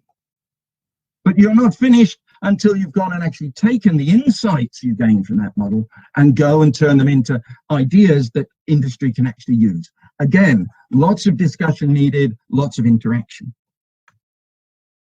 So what mechanisms have I seen that have worked that a university could implement to try to go and create interactions that are going to be long-term? And I say I've put four down here: short workshops, study groups. We've heard about them several times through here, and then the idea of having graduate students, postgraduate students do either master's projects or doctoral projects on specific topics. So let me just go through each of those and briefly outline the things I think that are important. So firstly, workshops. So here in Oxford, we have a weekly workshop.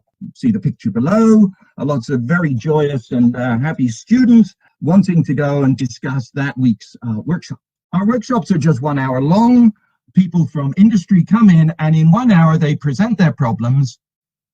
We say, please don't talk in a mathematical way, just tell us what problems you have, and let us discuss with you how we might attack those problems using mathematical ideas. The total effort by everyone is very small, an hour of the discussion. The benefits are enormous. It can identify individuals who want to work in those areas, and you might go and create a rough idea of what mathematics you might use in order to go and solve the problem. So that's workshops. I see that as the sort of shop front for a department in order to go and get companies to come in. We've heard very much about study groups, which are an international event. There are between 20 and 30 of them a year all around the world. Anyone wanting to get into industrial maths who wants experience of how the interactions work, I would recommend very strongly trying to attend one of these. They're anywhere from 3 to 5 days long. And here, because they're that much longer, there's an opportunity to go through the process of creating a model, trying to solve that model, trying to interpret that model, and then starting the iterative process of improving the model, improving the solution techniques, improving the interpretation. Sorry. Just recently, COVID has thrown its spanners in the works, as we've heard. So we've now started to actually run study groups virtually. They're a bit more difficult, and I'm not so conversant with all this technology, but it sort of works. I much prefer to be in person. And in fact, even with this webinar, I would much prefer to be talking to you individually, having a cup of coffee, seeing where what your ideas are, than having this very much cyber experience, but it's the best we can do. Let me just point out, there's a list down here of some of the exciting places running study groups this year. The UK, we have 3 going on. India, well, it's enormously beneficial for their career, and lots of really good work is done. So at the moment, I run a centre for doctoral training in the UK. We have about 13 to 14 students start their PhD each year. What do we try to do? Well, what we want to do is take extremely clever mathematicians and train them so that not only do they know more mathematics, but also that they actually know how to explore a practical problem to use the mathematics which they're so good at. So they have to learn this process of developing models, solving models, interpreting models. They're usually very good. And I think the students that I'm talking to out there, those of you doing masters, those of you doing PhDs, you're doing the mathematical part is usually the most rewarding from an intellectual point of view, but trying to go and grasp those elements of creating the model and interpreting the model will go and make you so much more useful to the world.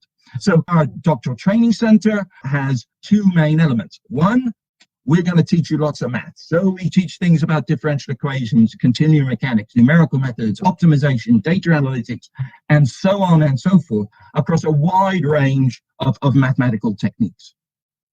But alongside, we do the things which are sometimes called soft skills. I actually think they're crucial skills. What are those? They're to do with communicating. How do I communicate with someone so that I understand what they're trying to do, so that I go and tease out the problem from them? What should I worry about the ethics of what I'm doing? If you're working with large data sets, what ethics am I allowed to do? How can that work?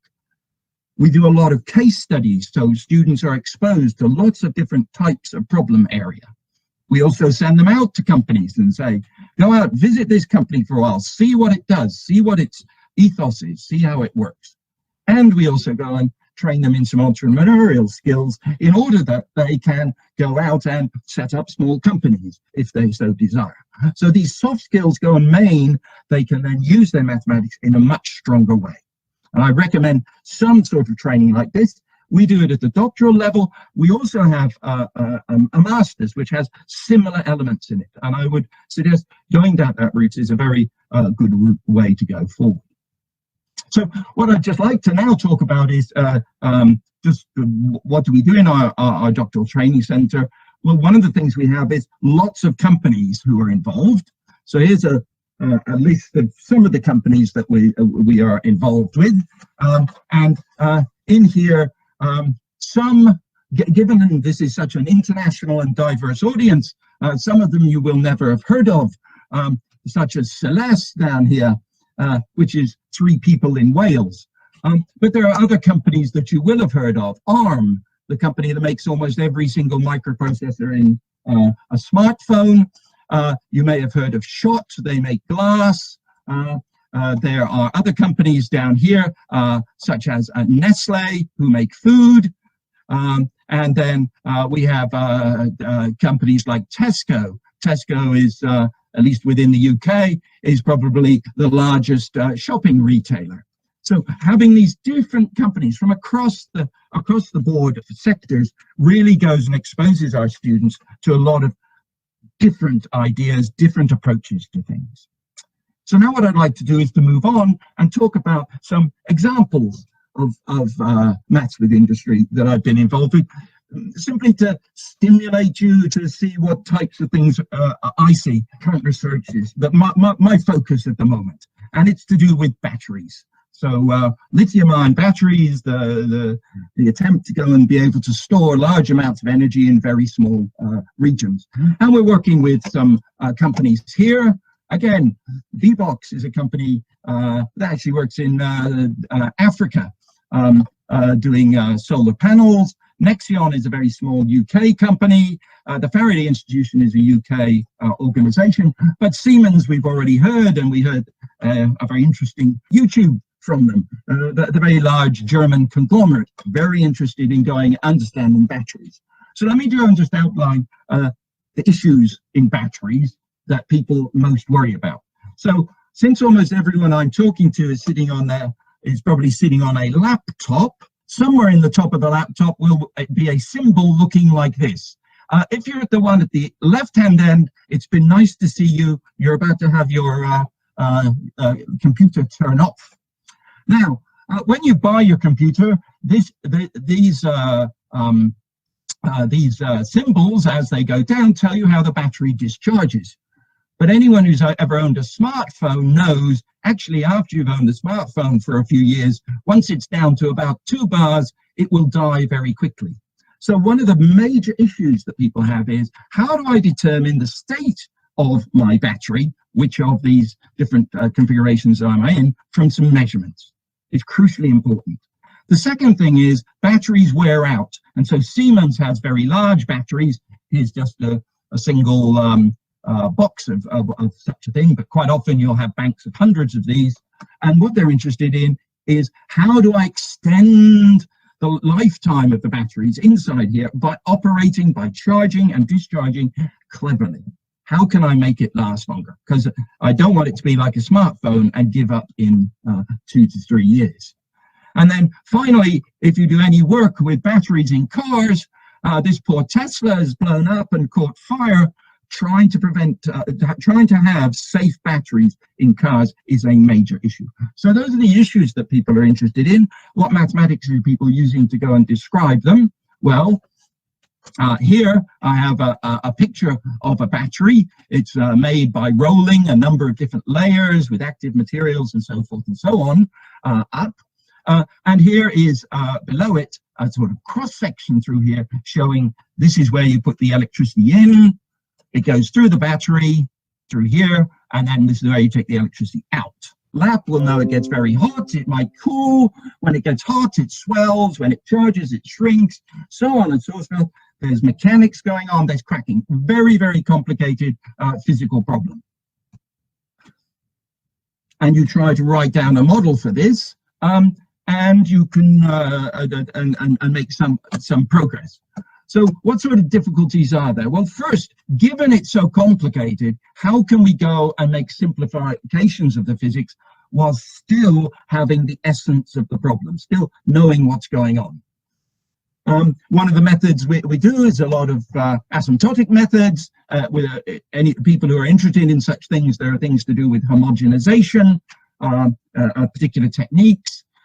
And they are methods for systematically saying, I know what's happening on the very small scale, but this is so complicated, I want to know what's going to happen to the whole battery. Lots of interesting technical mathematical details. As Vil talked about, once you've got this either a complicated or simple model down, the computational challenges of solving it accurately, solving it very efficiently, as quickly as possible, and making those computations robust are crucial in order that the battery operates well. And then finally, there are sorts of issues which are all to do with optimization, which is you have a model, you have lots of data from some particular battery you're looking at. I need to do parameter estimation in order to determine how well this battery is working. These are really difficult questions, but really interesting and things you might wish to be involved with. We've had some questions about different primary industries and large automotive industries and how you might engage with industries relevant to your locality, to your national circumstances. I just thought I would talk briefly about food, which is seldom studied by mathematicians, but has lots of interest. So here are some companies we work with, but let me just go and talk briefly about the problems. So the first one is a company called Jacobs Douwe Egberts. They make coffee of various sorts. Here's a nice steaming cup of coffee, which I wouldn't mind having at the moment, but I will delay for a few minutes. Down the bottom, what do? They take what is called a green bean. This is a bean that's been picked and is ready to be roasted.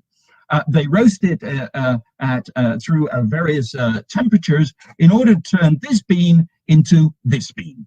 So this is a green bean. This is a roasted bean. They look like the roasted beans around the coffee cup. And they're interested in what goes on. So what modeling framework might you use? Well, there's lots of things to worry about. Steam and water transport, chemical reactions, flavors are generated. How are we going to mathematically describe flavor? That it's heated, it's cooled, it shrinks, it cracks. In many ways, the modeling of coffee beans is not dissimilar to that of batteries and the mathematical challenges that it raises. I thought I would try to make something relevant to food for the Indian audience. So we have a company called Shark Ninja. They make blenders, and in a blender in the West we would make smoothies, but of course wonderful lassies, and at my time in Baroda I enjoyed many lassies need to be made, and you want the finest lassies. So how do you make them? Well, we'd like to make them quickly. We'd like to make them quietly. Most blenders are very noisy. I'd like it to feel good. And the big issue that the company worries about is a thing called mouth feel. Again, something not easy to quantify.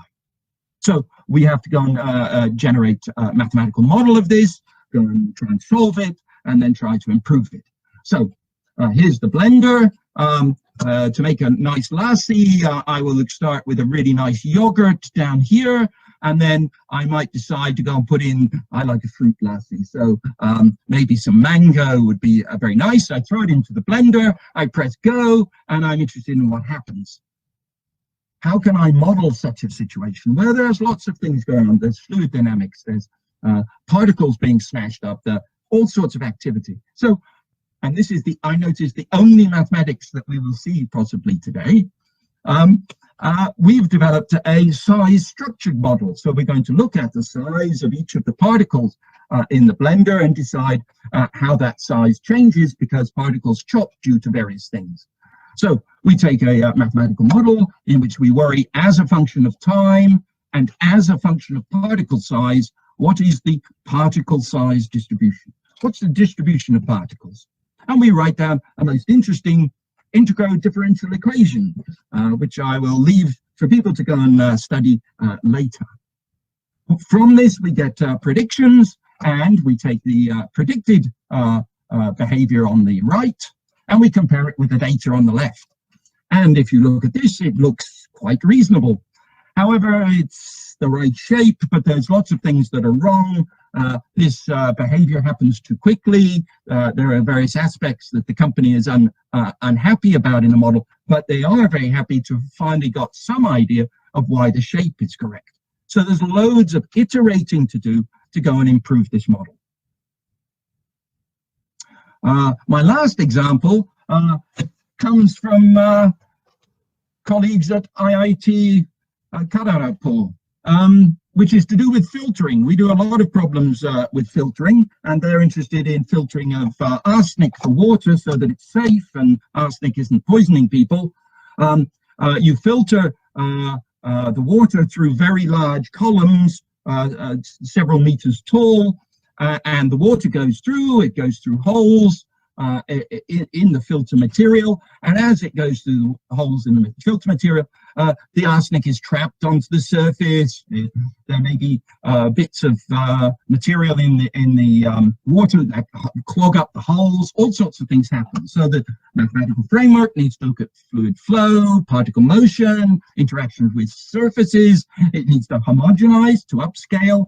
You might understand the behavior in a very small region, what happens to the entire filter.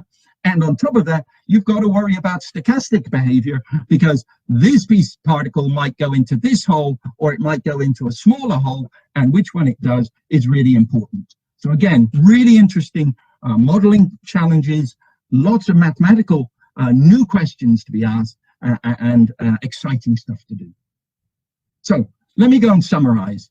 I think if you, hopefully from what you've heard, you'll see that mathematics with industry and interacting with industry is a really good way to benefit both the mathematicians, those of us in academia, and industry. So whichever side you're on, please do get involved. Please exploit the opportunities available. And notice there are 3 steps that I see. You've got to create models, you have to solve models, you have to interpret models, you have to iterate, and with any luck, those iterations will converge so that everyone benefits. So thank you very much. Well, thank you very much, Colin, for this very interesting talk and all the nice problems that you presented. Also very mouth-watering talk. I mean, when you talk about Lassie, I would really love one at the moment. There's a question to you. I will read it out. Does it sometimes happen that an industry partner tries to force the direction of research? And if so, how do we smoothen things out for the student involved?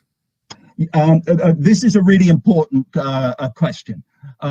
My experience is that you get a very mixed bag of companies. Some companies will say, we're really interested in new ideas. We'll let you think freely and go on. They're wonderful to work with. We have other companies who will say, we want detailed reports every 2 weeks on how progress is going, and we're going to direct it very tightly.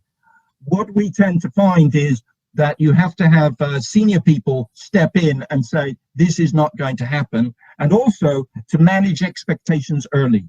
Okay, so before say a master's student is to work on a project, you make sure the company is aware this student may do some work which is directly related to you, but there are no precise deliverables. I think avoiding looking like a consultancy firm is crucial. And there's another question by Kendall Bourne. Colin, would you encourage PhD students to approach companies for problems? My experience is that some students are very good at approaching companies, and companies are really keen. So I would always encourage them, if those are skills they need to learn, the ability to go cold calling to a company and say, here I am, here, let me see if I can go and do stuff. So yeah, I would, yes. And then finally, question by myself. I mean, you talked about the weekly workshops. Do people coming over, do they realize that they have a mathematical problem? We emphasize the fact that they should not come with a mathematical problem. My experience is, if someone comes to you and says, I have this really difficult differential equation that I need to solve, yeah, okay, yeah, they're writing down the wrong problem. Yeah. So we really do encourage them to say, please come with your problems. Let us have a discussion to see if we can fit in, if we can develop a framework. I think that's crucial. Try to avoid having them prejudge you. Okay, good. Thank you very much. Okay, Colin, then thank you very much for your talk again. And I think I give over to you as a chair for the next session. Thank you, Will.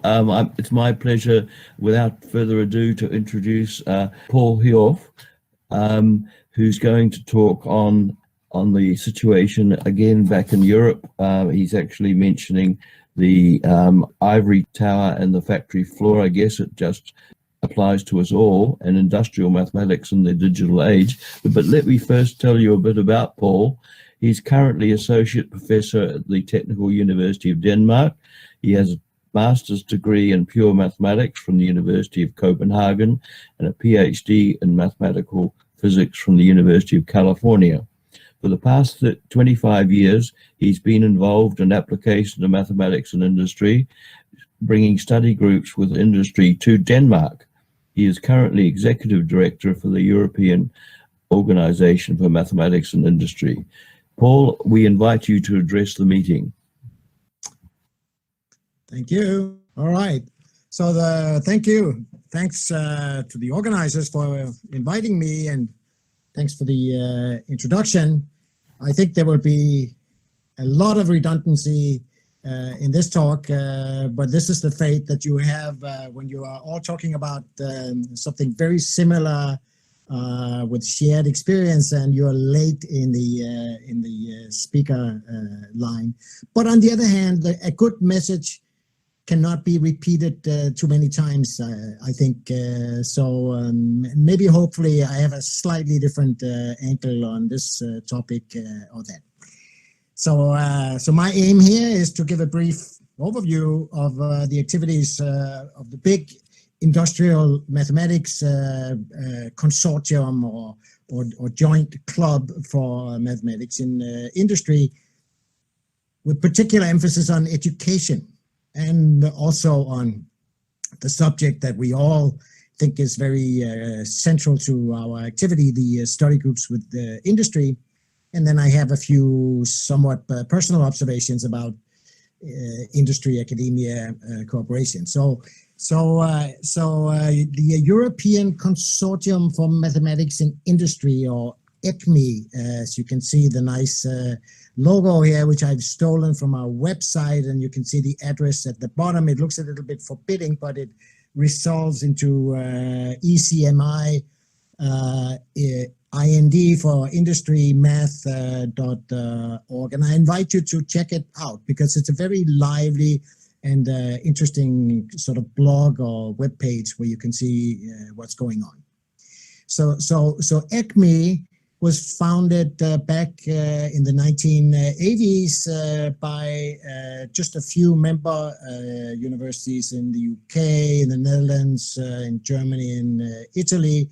But it has grown rapidly. So now, this year, we are more than 100 member universities that are sharing experiences, and I will describe the network a bit later. So it extends all the way from Portugal to Finland, all the way from Ireland, even to Israel. We have a member, and we have decided that the European bit is mostly historical, that we are certainly willing to expand beyond geography to accept members in this organization. You can ask, what does it do?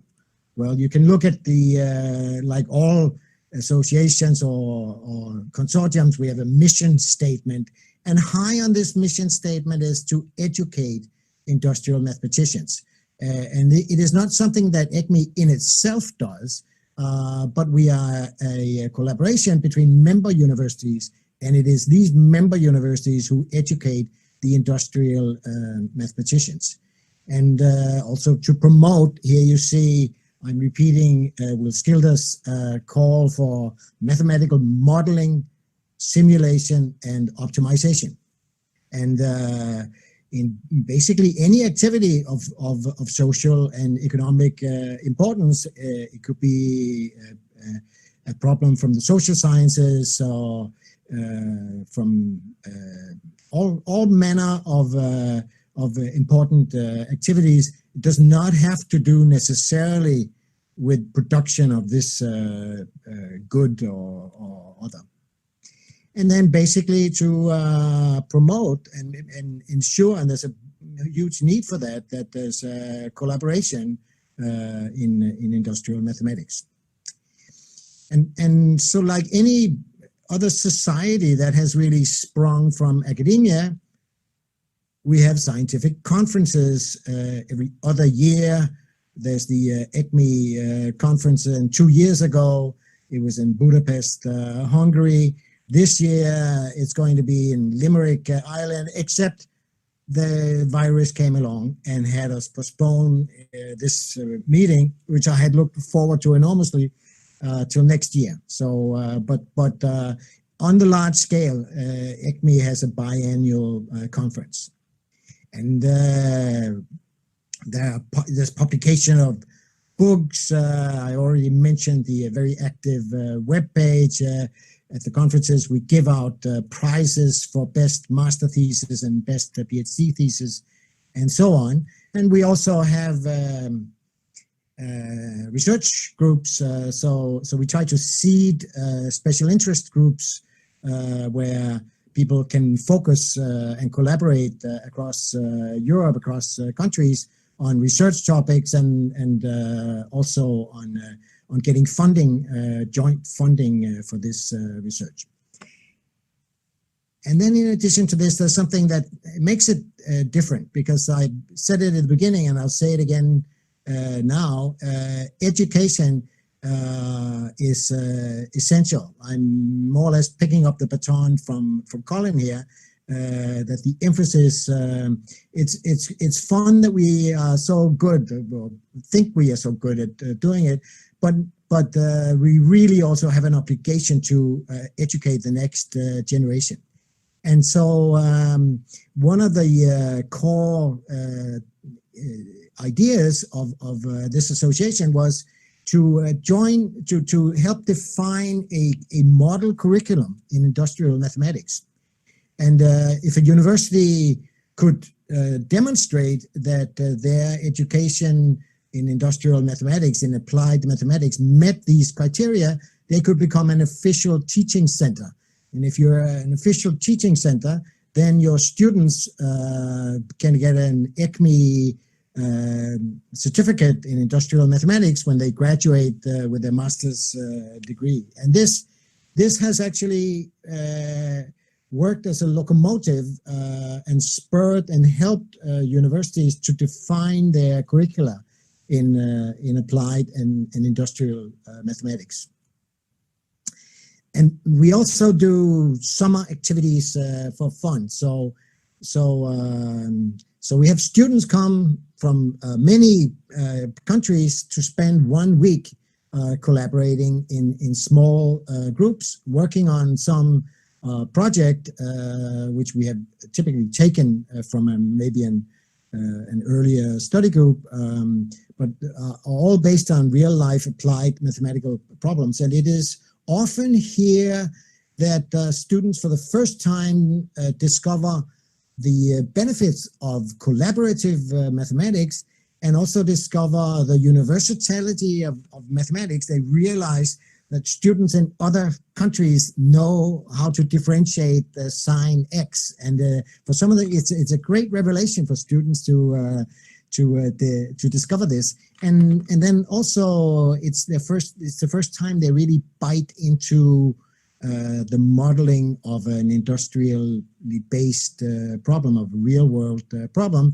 and have to make this balance between good mathematics and a good product, a good delivery, a good answer to the originally posed problem. So I personally sent many students to these summer camps, and they always come home starry-eyed and want to know more about industrial mathematics.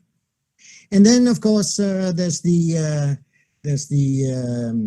seed that started everything. I think the study groups with industry, these week-long workshops where mathematicians work directly with industry on mathematical challenges, and it's so important that the industry people also take part. I think this has been said a couple of times, but mathematicians should not be left on their own.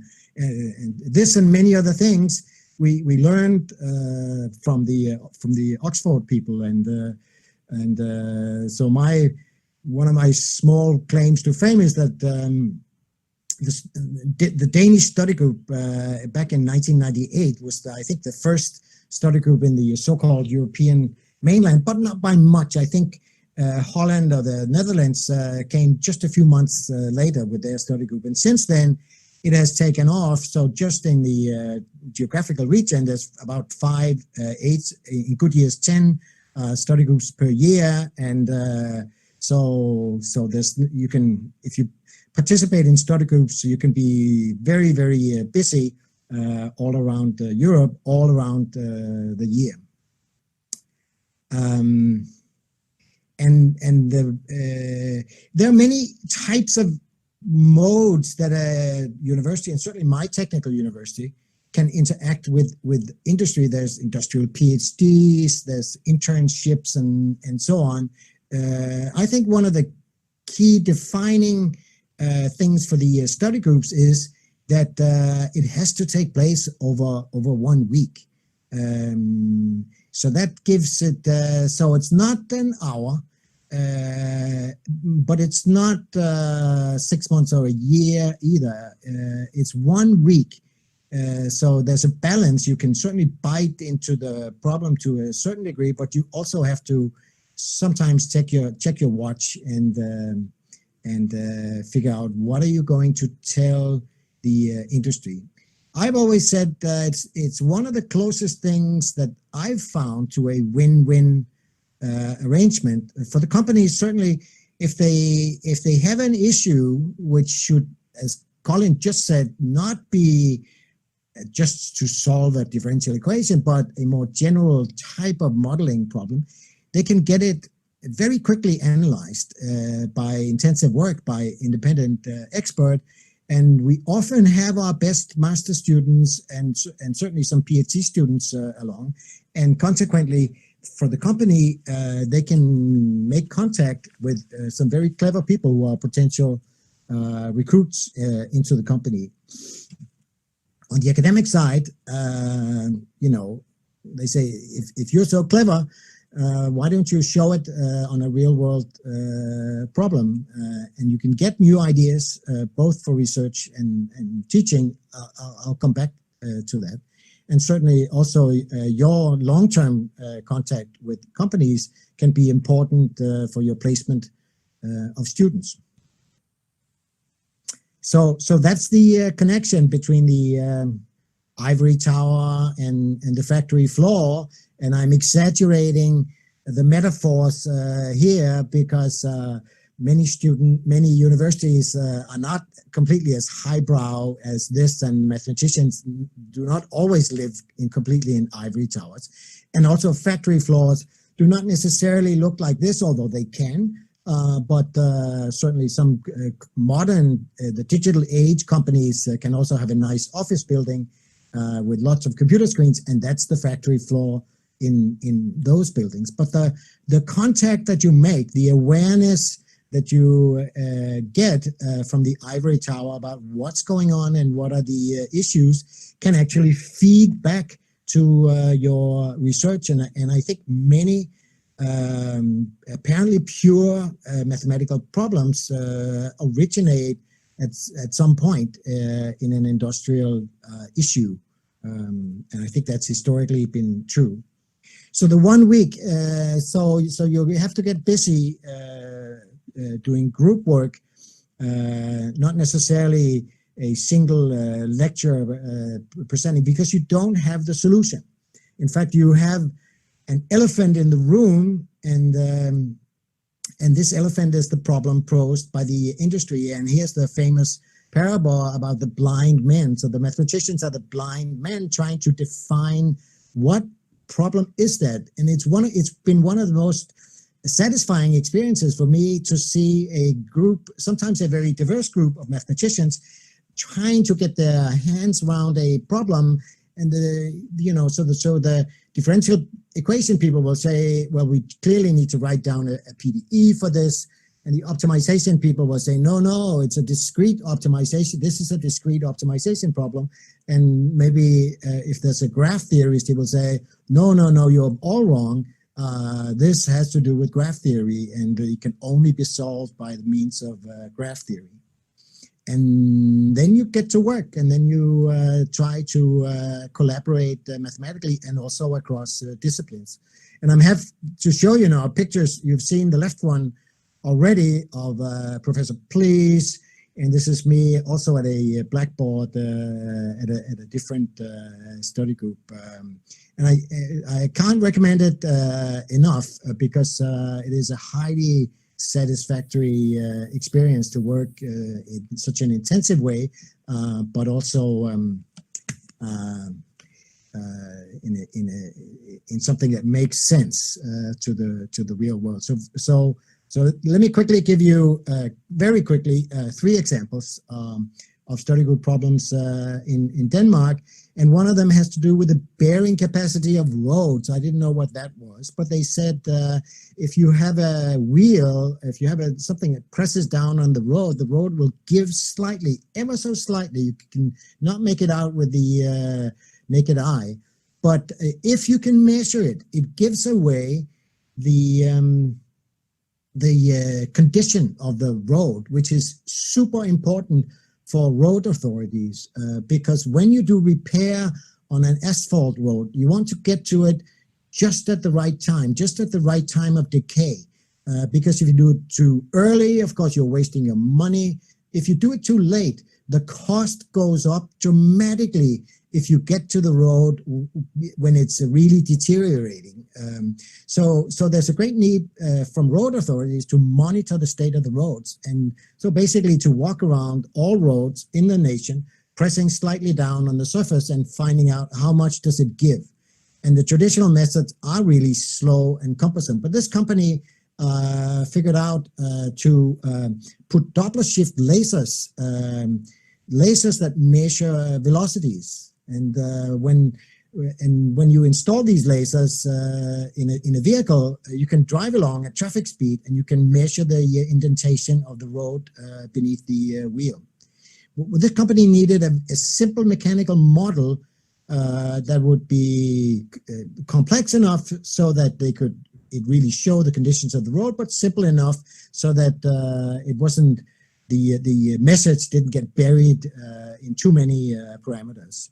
And Colin, you may remember this particular problem. So we cooked up a fairly simple 2-parameter model, and it gave away very nicely what the company needed. So if you look at the bottom right, you will see the red curve is half of the indentation.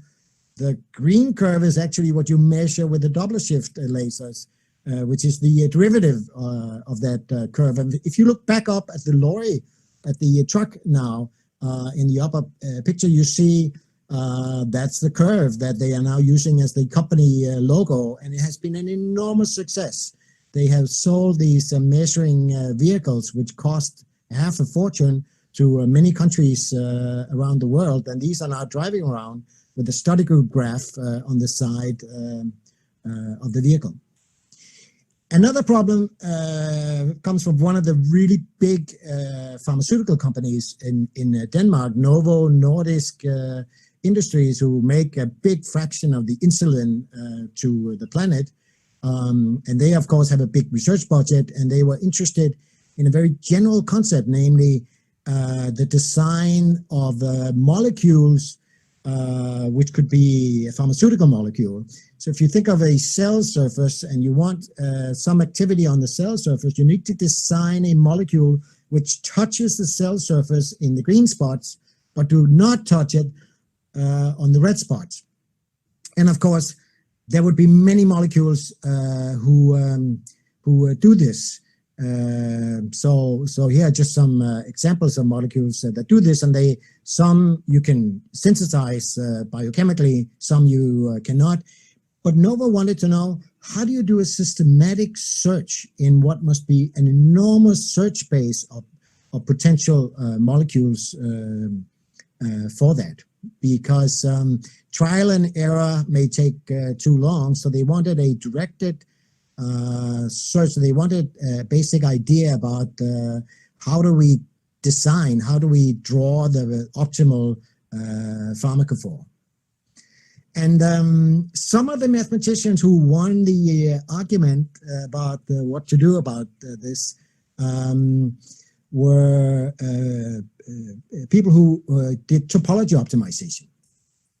And this is you can look this subject up. It's usually defined for mechanical structures, but you can quickly modify the algorithms to deal with this problem also. And it worked wonderfully. In no time short, we could provide Novo, and there was even some talk about making a new patent about this, but in the end it was decided not to.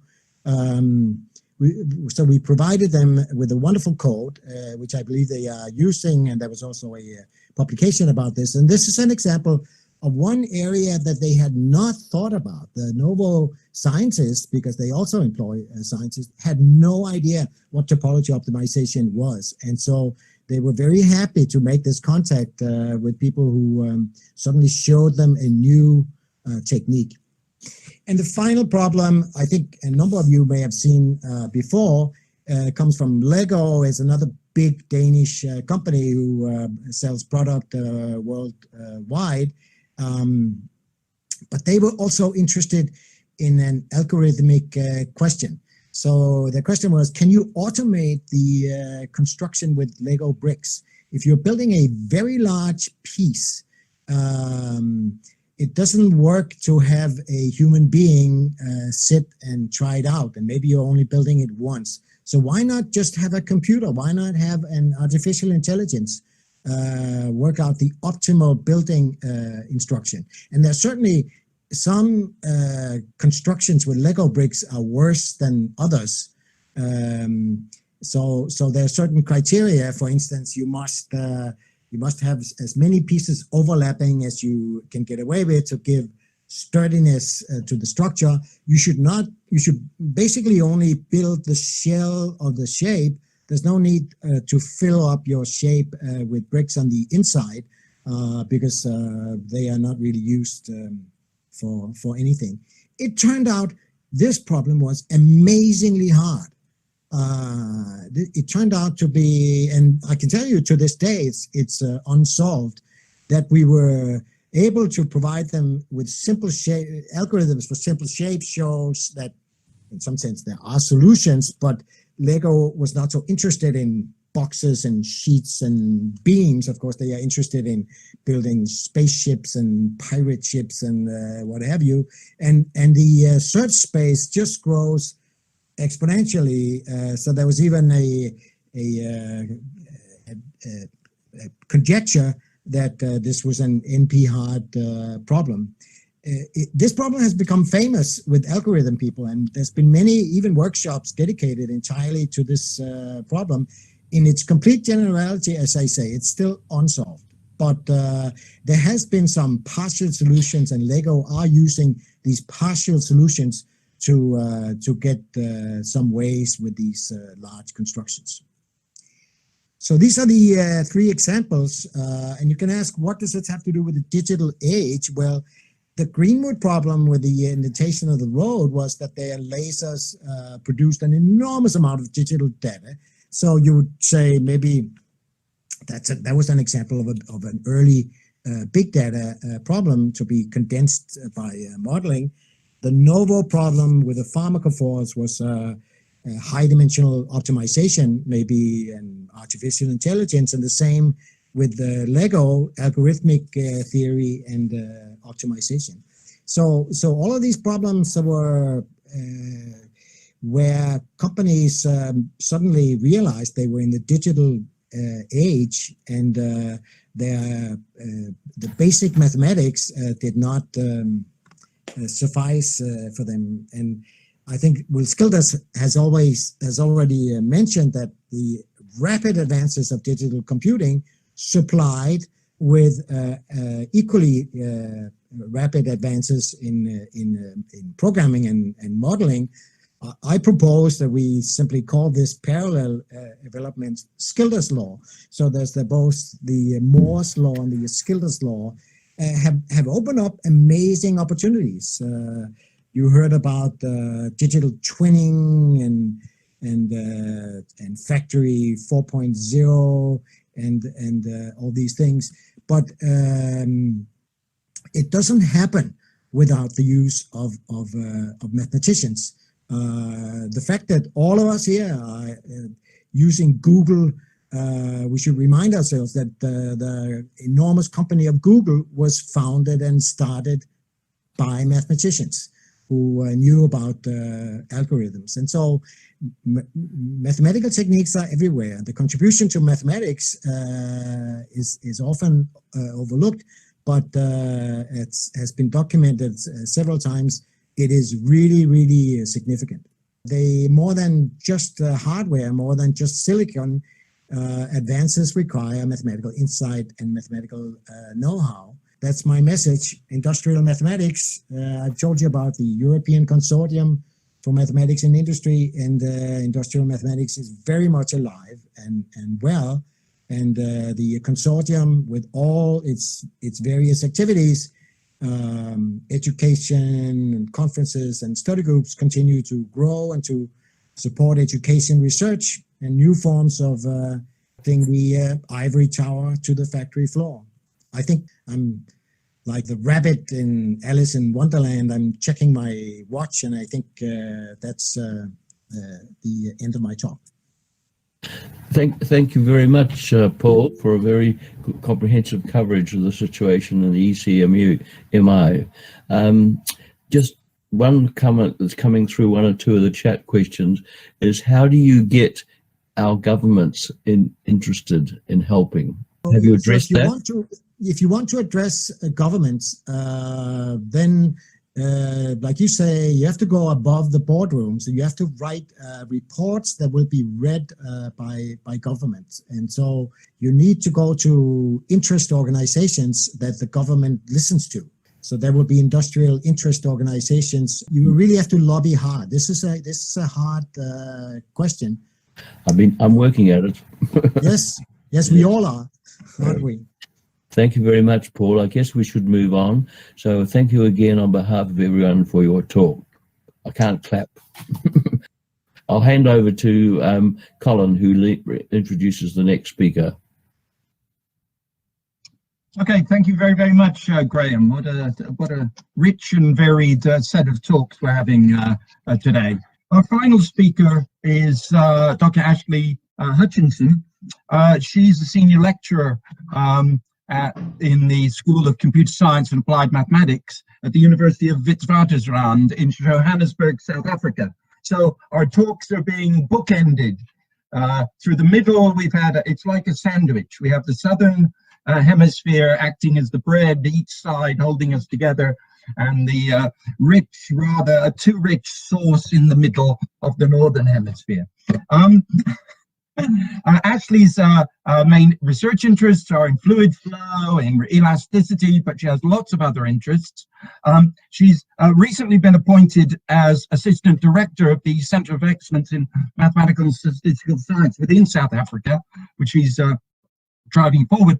But the way I know Ashley is that she's one of the driving forces behind the study groups in South Africa, which are really very effective, and again, have to go and adjust to the local environment, to the local needs, and so forth. So I'm really looking forward to what she goes and talks about in her talk, A Balance Between Solving Problems in Industry and Academic Excellence. Over to you, Ashley. Thank you.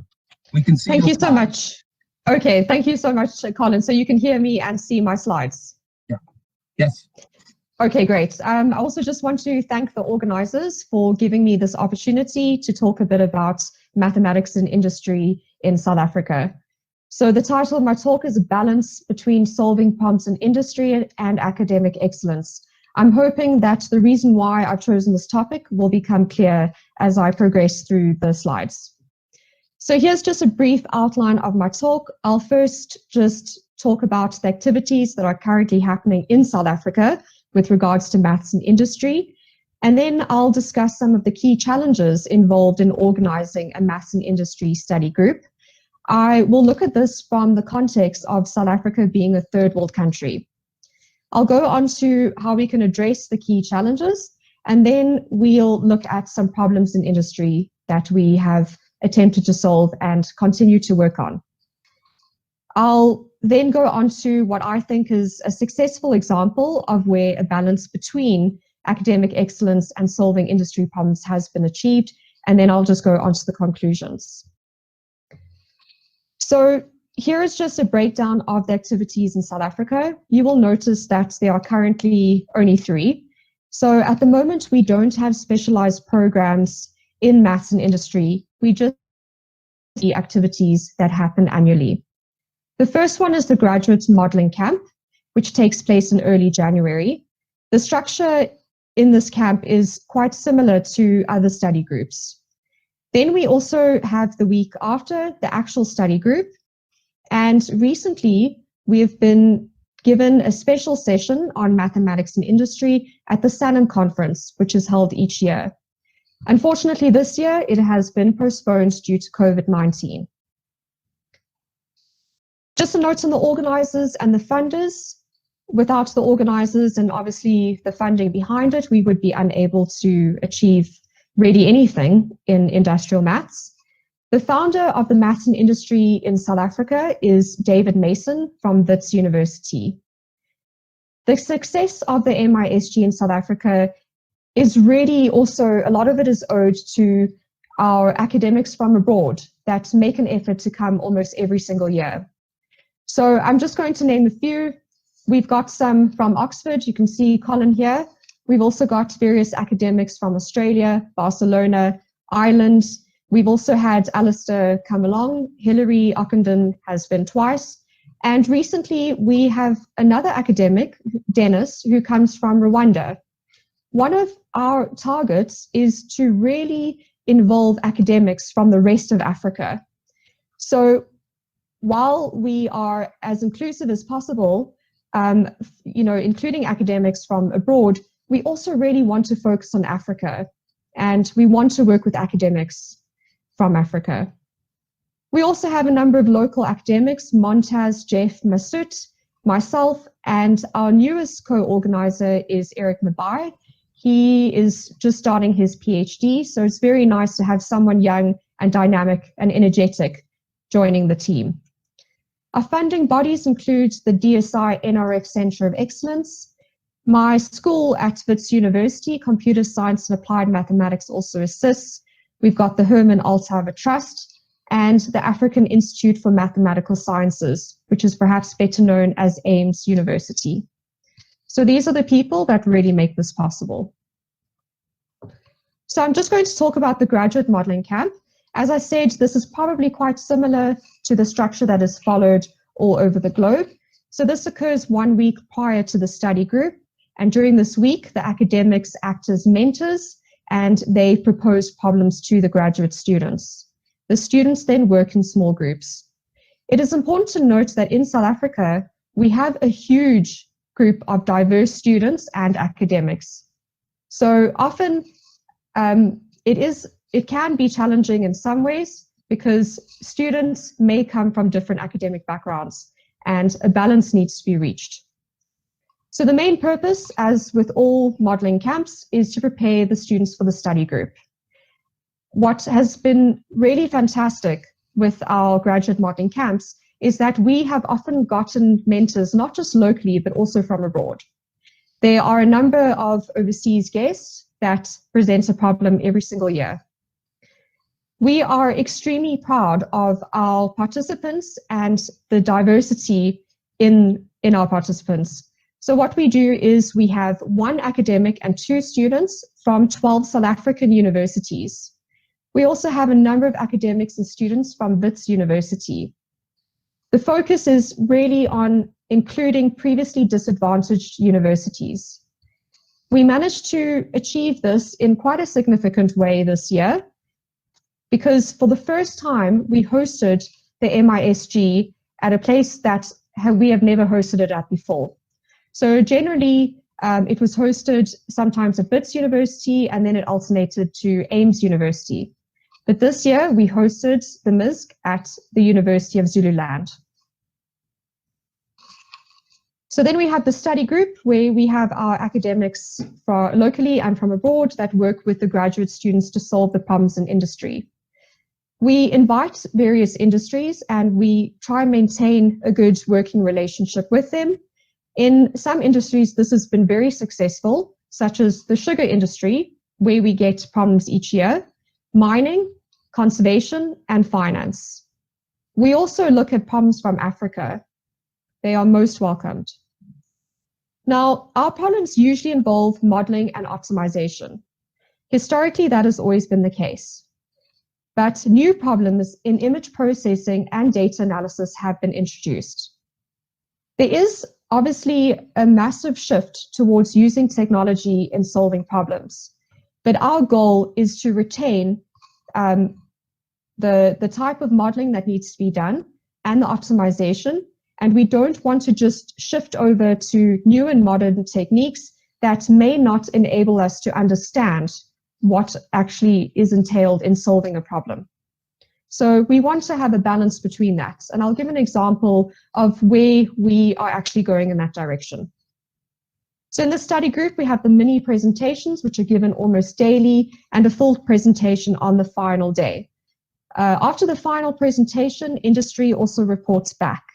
And we do as good a job as possible so that we can encourage those industries to continue submitting problems.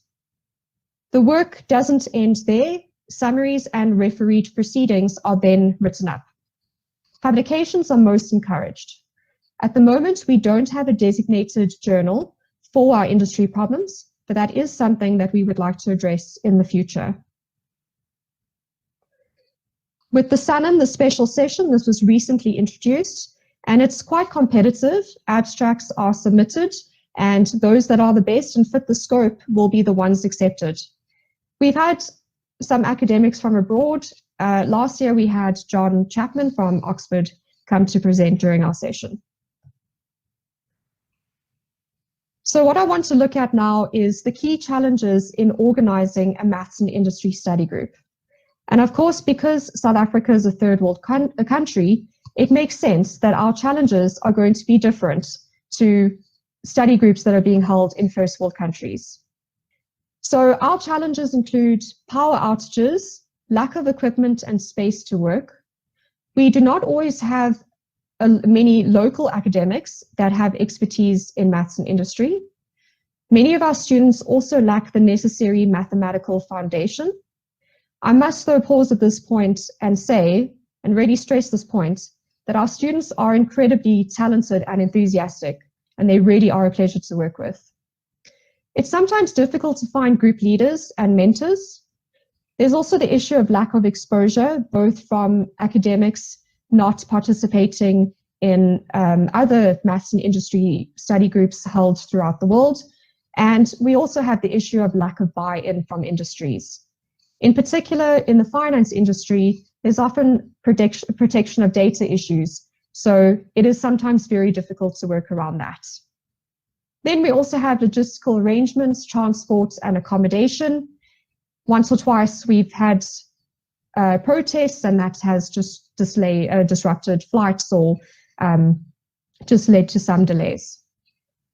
So really what we are trying to achieve in our study group is a balance between training the students and solving the industry problems. Because our students do not always have the necessary mathematical foundation, often a lot of time is spent training the students, even during the study group. Of course, this may lead to making less progress on the actual problems, but at the end of the day, skills development is absolutely essential in South Africa. So we are more than happy to make that compromise. So just with facilities, what we try to do is we ensure that basic equipment and facilities such as boards, pens, overhead projectors, computers, and internet are provided. Occasionally, we have had power outages, including a power outage the one time on the final day of the study group. So what we did is we considered chalk and talk presentations, but very luckily the power did come back. But of course, we have to be willing to adapt because these issues will come up. Safety is not a trivial matter in South Africa. So what we always try to do is to ensure that accommodation is close to campus, so working at night is possible. Restaurants are within walking distance. And of course, many academics will be glad to hear that pubs are also often within walking distance. And of course, we keep our guests well informed. What we are doing now going forward is we're going to allow universities to make bids and to motivate as to why they should host the next maths and industry study group. Mentoring and development of students, this is really key to the maths and industry for us. A lot of the preparation is done at the modeling camp. However, this is simply a 4-day workshop. It is really not enough time to teach students the necessary background that is needed to solve industry problems. What is done during the study group is that students are included and it is ensured that they keep up. So this may mean that time is taken away from solving the actual problem, and instead academics will rather sit with the students and get them up to scratch. What we also do, which may be unlike some of the European study group meetings, is that students are given the opportunity to present during the week and also at the final presentation. Many of our students do not speak English as their first language. It is difficult enough to communicate in terms of using academic language, but it is especially difficult for those students whose first language is not English. So we really encourage our students to practice their communication skills. Students are also encouraged to be part of the write-up of the report. Some of our more successful groups involved having 2 group leaders, and that was 1 academic and 1 student. And those two people would work together to produce the report. Of course, we don't limit the reports to those two people. Anyone can contribute. What we've seen in the past is that students sometimes take ownership of a problem and they conduct further research as part of an honors or a master's project. And this is most encouraged because at times we do not make as much progress on the actual problems as we would like during the study group. But by taking ownership, we can make more progress in the months that follow. Another issue that we have to address, we're continuing to address, is buy-in from industry. Getting industries excited and involved in maths and industry is not always easy. We have decided to make a huge shift in focus to advertising. This year, during the Maths and Industry Study Group, we conducted podcasts, interviews, and even some articles have been produced. So just as an example of an article, I recently wrote this, and it was in a journal called The Conversation. This is not aimed only at academics. This is aimed at a general audience. What we want to do is we want to get people excited about maths and industry, and not just the people, the academics, that work on the problems. We want the general public to see the value in what we do as well. We think that by doing that, there will be more buy-in and more interest in what we are doing. There's an introductory video here, which if we have time, I'll try to play later. Or you can also go to our YouTube channel where you can find all these clips. There's also a clip here on one of the problems that we looked at this year, which was on bees and blossoms. I'm just going to talk a bit about the industries that we have been dealing with. What's very important is that we need to choose problems that are applicable to South Africa and Africa at large. So if we host a study group in South Africa, there is little point in solving a problem that is only applicable to, say, Europe. So we want our students to be excited about solving problems that are directly related to them and can directly affect them. The sugar industry has been very good in providing us with problems. Some of the problems we have looked at is extracting sugar crystals in a centrifuge. There's been void detection and prevention. And recently we've got a sugar crystal detection problem using image processing. Now, we don't want to move along and let mathematical modeling take a backseat to newer techniques such as image processing and data analysis. So what would really be ideal in this type of a situation is in future, when looking at crystal detection using image processing, it would be very useful to also have a mathematical model that describes the evolution of these sugar crystals that will assist in the image processing design of the program. So that's really where we want to go. We want to be as inclusive of different academic backgrounds, and we also want to take a more interdisciplinary approach, as we feel that really is the way going forward if we want to solve difficult problems. We've had some problems from the glass industry. We've used thin film theory to look at various problems, and also preventing bubble formation, which weakens the structure of the glass. This was a very successful maths and industry, and it was in this year that the group that was working on this problem was taken to the glass factory so we could see what we were actually modeling. It was very useful.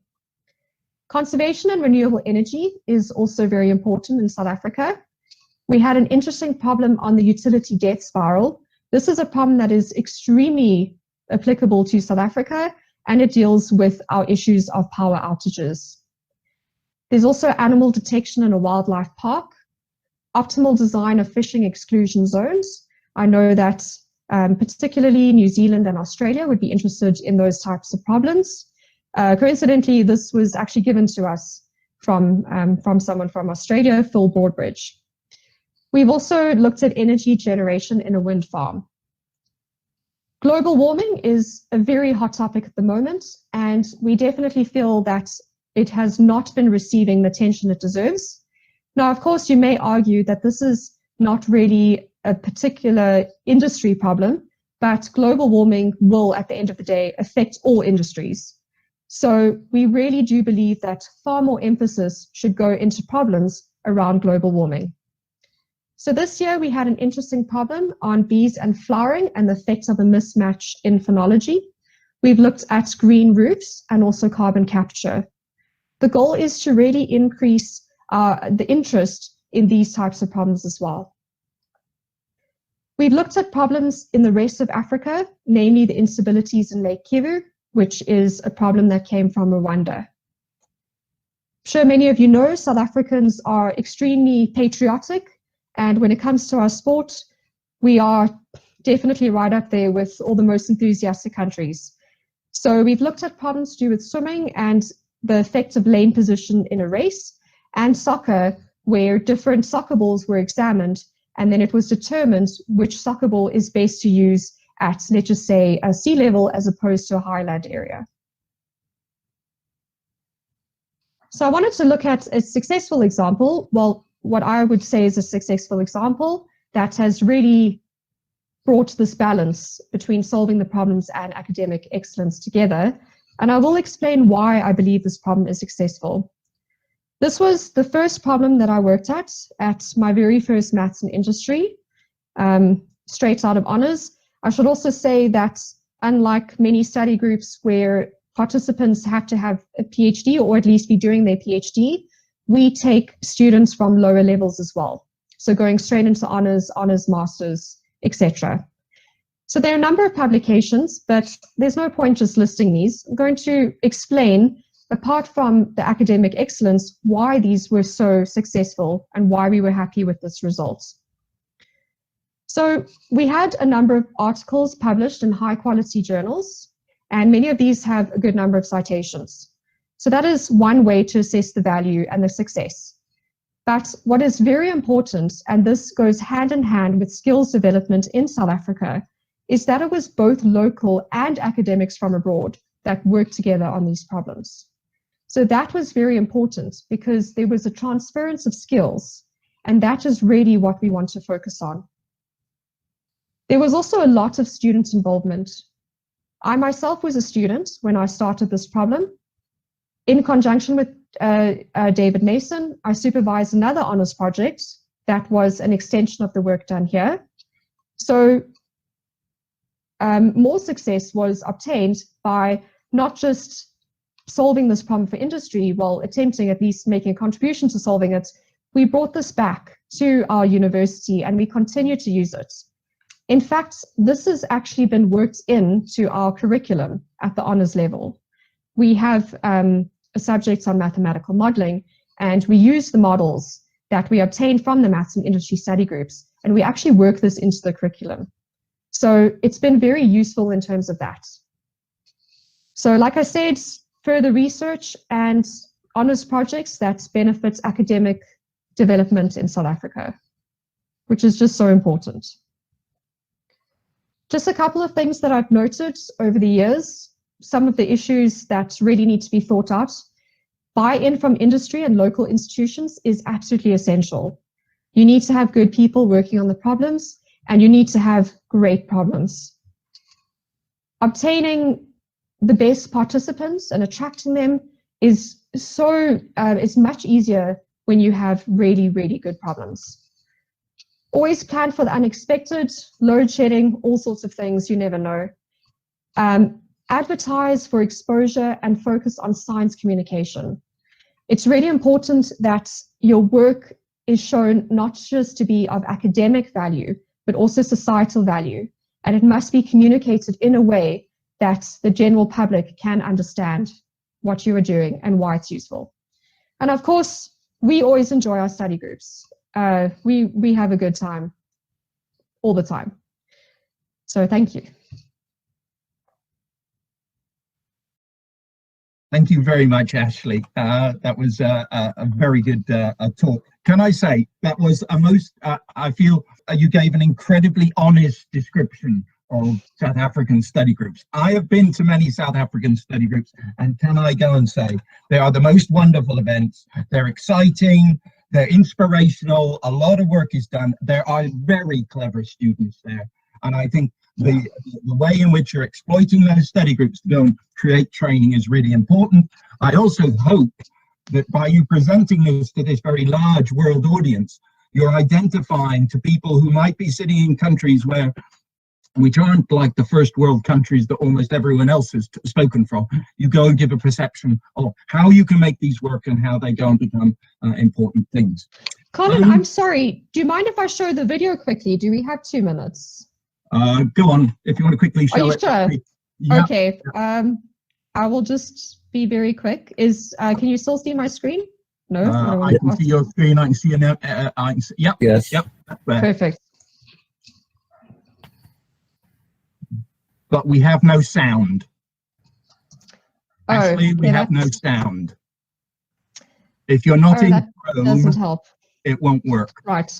Okay, no problem. What I'll do is I'll just leave the link in the chat, and also it's on the slides. I think Okay, so anyone who's in this meeting who wants to go and see the video that Ashley would like to show, please go and use that. Be aware that this is all being recorded, so you can go back and look at stuff if you want.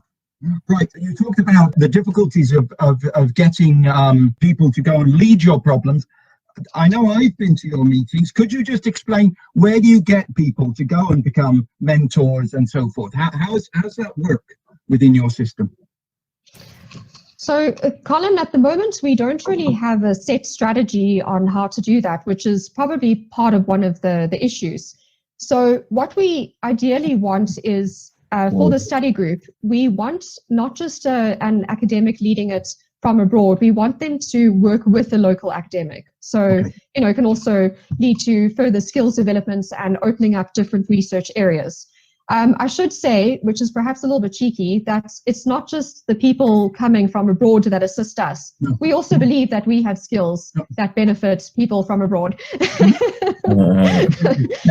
So, and I had one follow-up question to that question that was asked, and that was, where do you get your problems from? Some of them sound like they come from industry, but I've experienced that you sometimes use other people within your university system to draw problems in. Could you just briefly talk about that?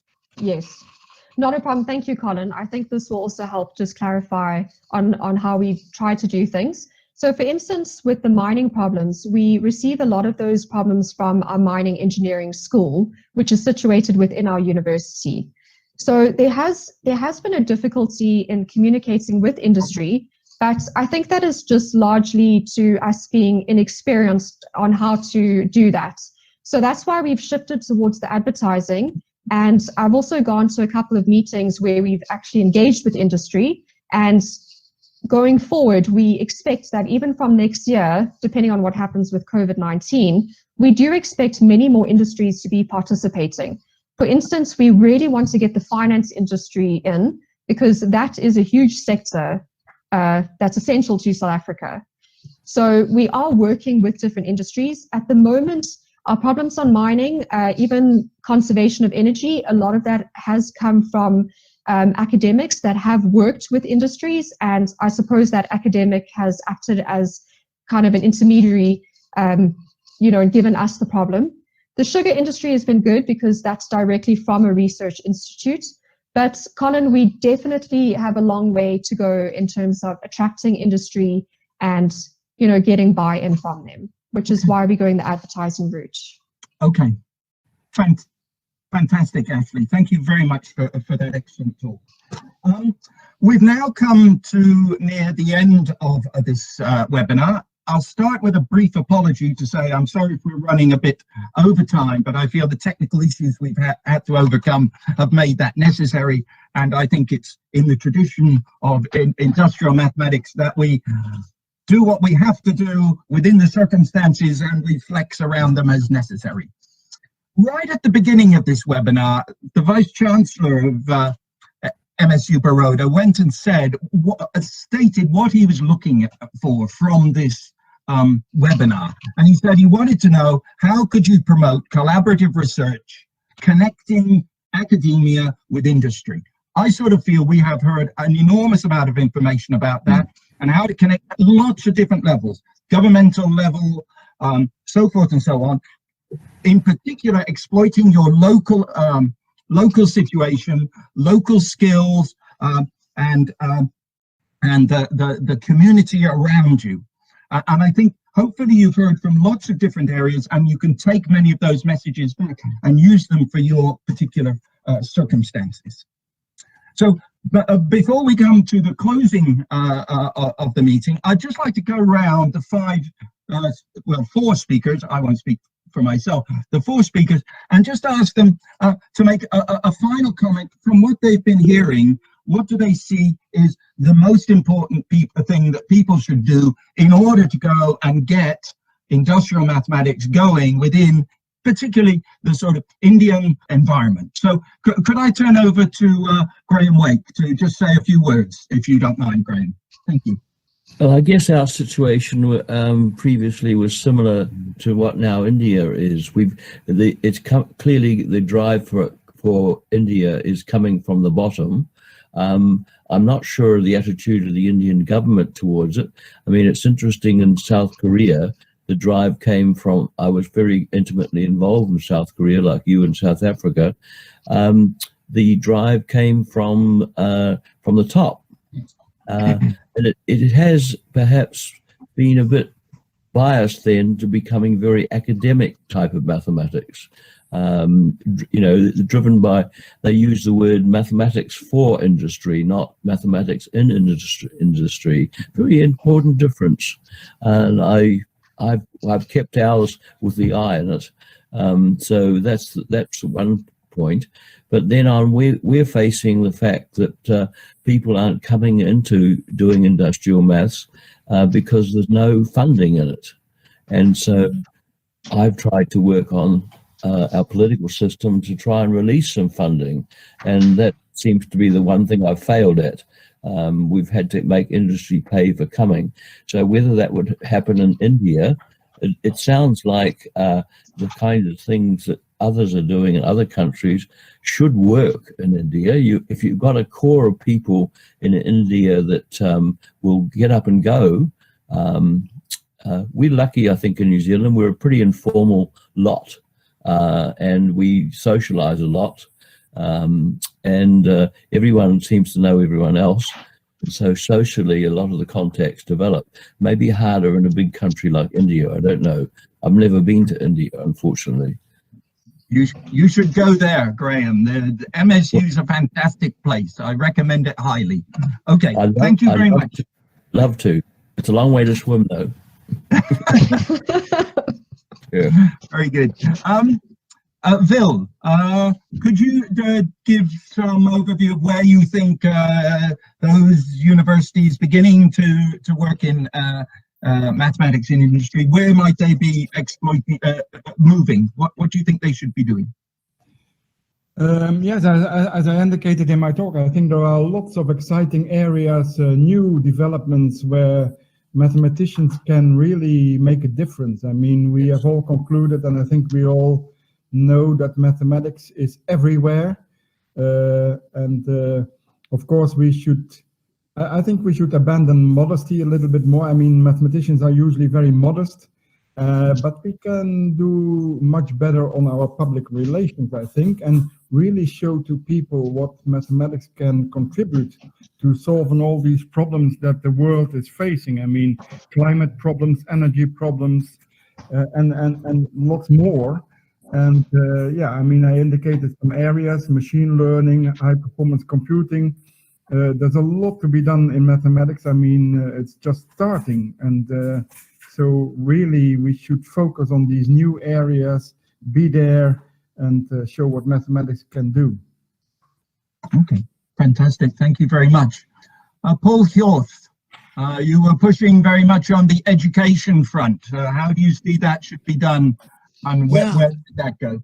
Yeah, so the way, so my take on this is, you have to build from the ground up. So to argue effectively with government, you need success stories. You need to demonstrate something to the government, and that touches on how we often get problems for our study groups is we follow our graduates. So we follow our master students into their first company and often invite them back to tell us how is this company doing, or I get myself invited for lunch with the company, and many study group problems have originated with this contact between our graduates. So and the company. So education has a special role there for sure. Now we certainly have a problem that the money-wise, in some sense, there's lots of money.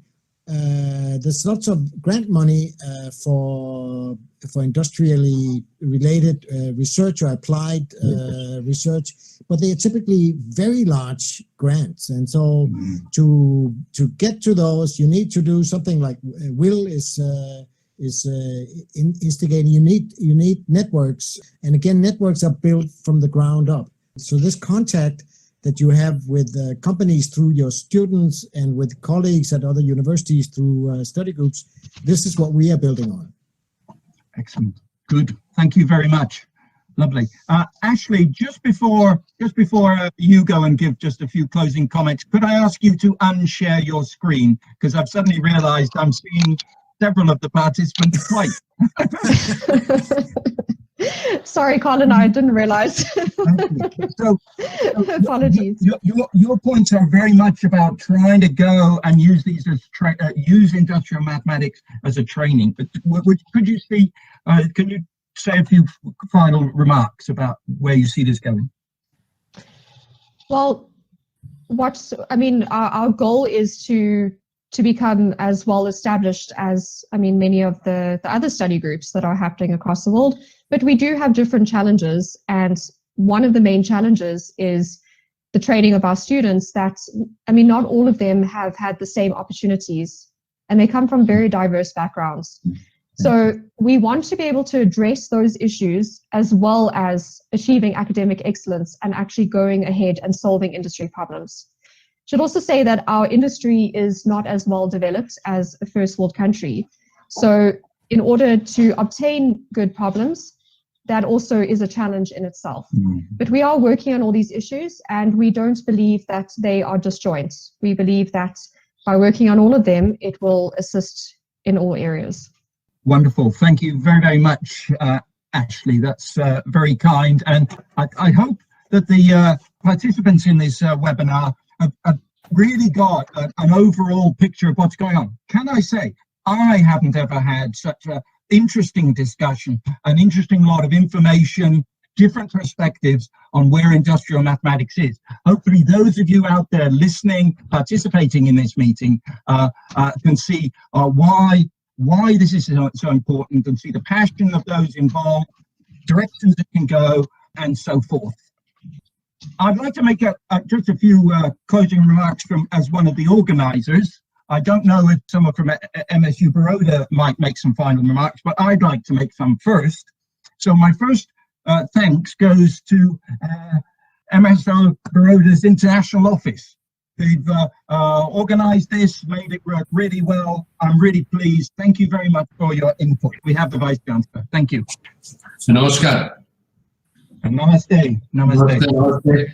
Once again, I have joined you because I had a couple of other visitors and the administrative assignments, but then it was so nice of you. I once again, I thought that I would be with you for a couple of minutes, and let me appreciate your support once again. I hope all of you had wonderful time. Professor Graham, so nice of you. Professor Paul, Professor Colin, and Dr. Ashley, and Professor Will. That was indeed great, Baroda. And as I said in the beginning, this is a very nice beginning. We also thank COVID-19. It has brought all of us together, and now we have a very nice platform. And we're looking forward for collaborations.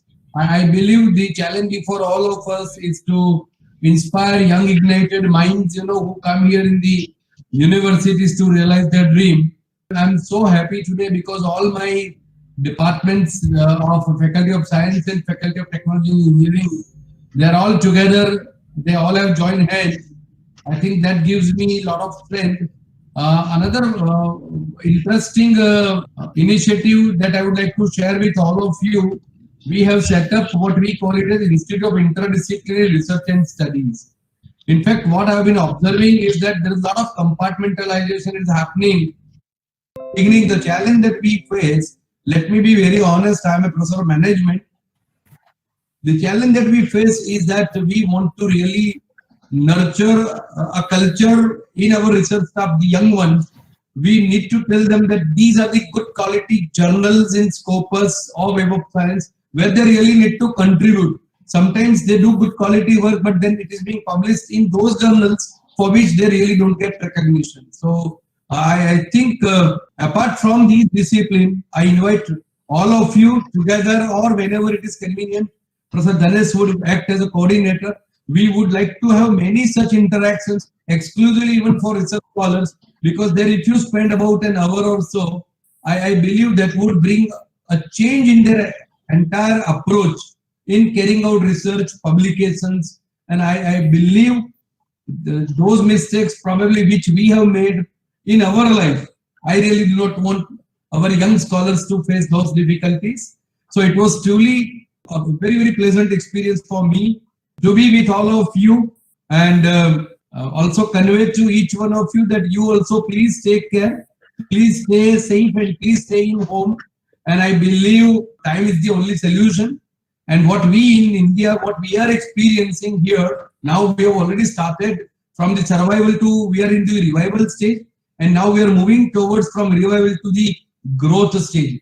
I'm very happy to share with you today. The Honorable Prime Minister has talked about 5I. He talked about intent, he talked about inclusion, he talked about investment, he talked about infrastructure. But above all, the most important I, which I also crucial, importance, that is the I of innovation. We will have to relearn, unlearn, and learn. I think it's a continuous process, and I'm very happy that you all provided your support, you shared your experiences with the attendees, and I am looking forward for many such occasions, either virtually or maybe, as I said, you are most welcome, and we would be more than happy to host anyone or all of you as per your convenience. May God bless all of us. Thank you very much, and have a wonderful time.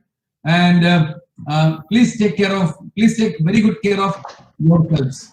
Thank you very much. Thank you. Thank you. Thank you. Thank you very much, Professor Vyas, Vice Chancellor.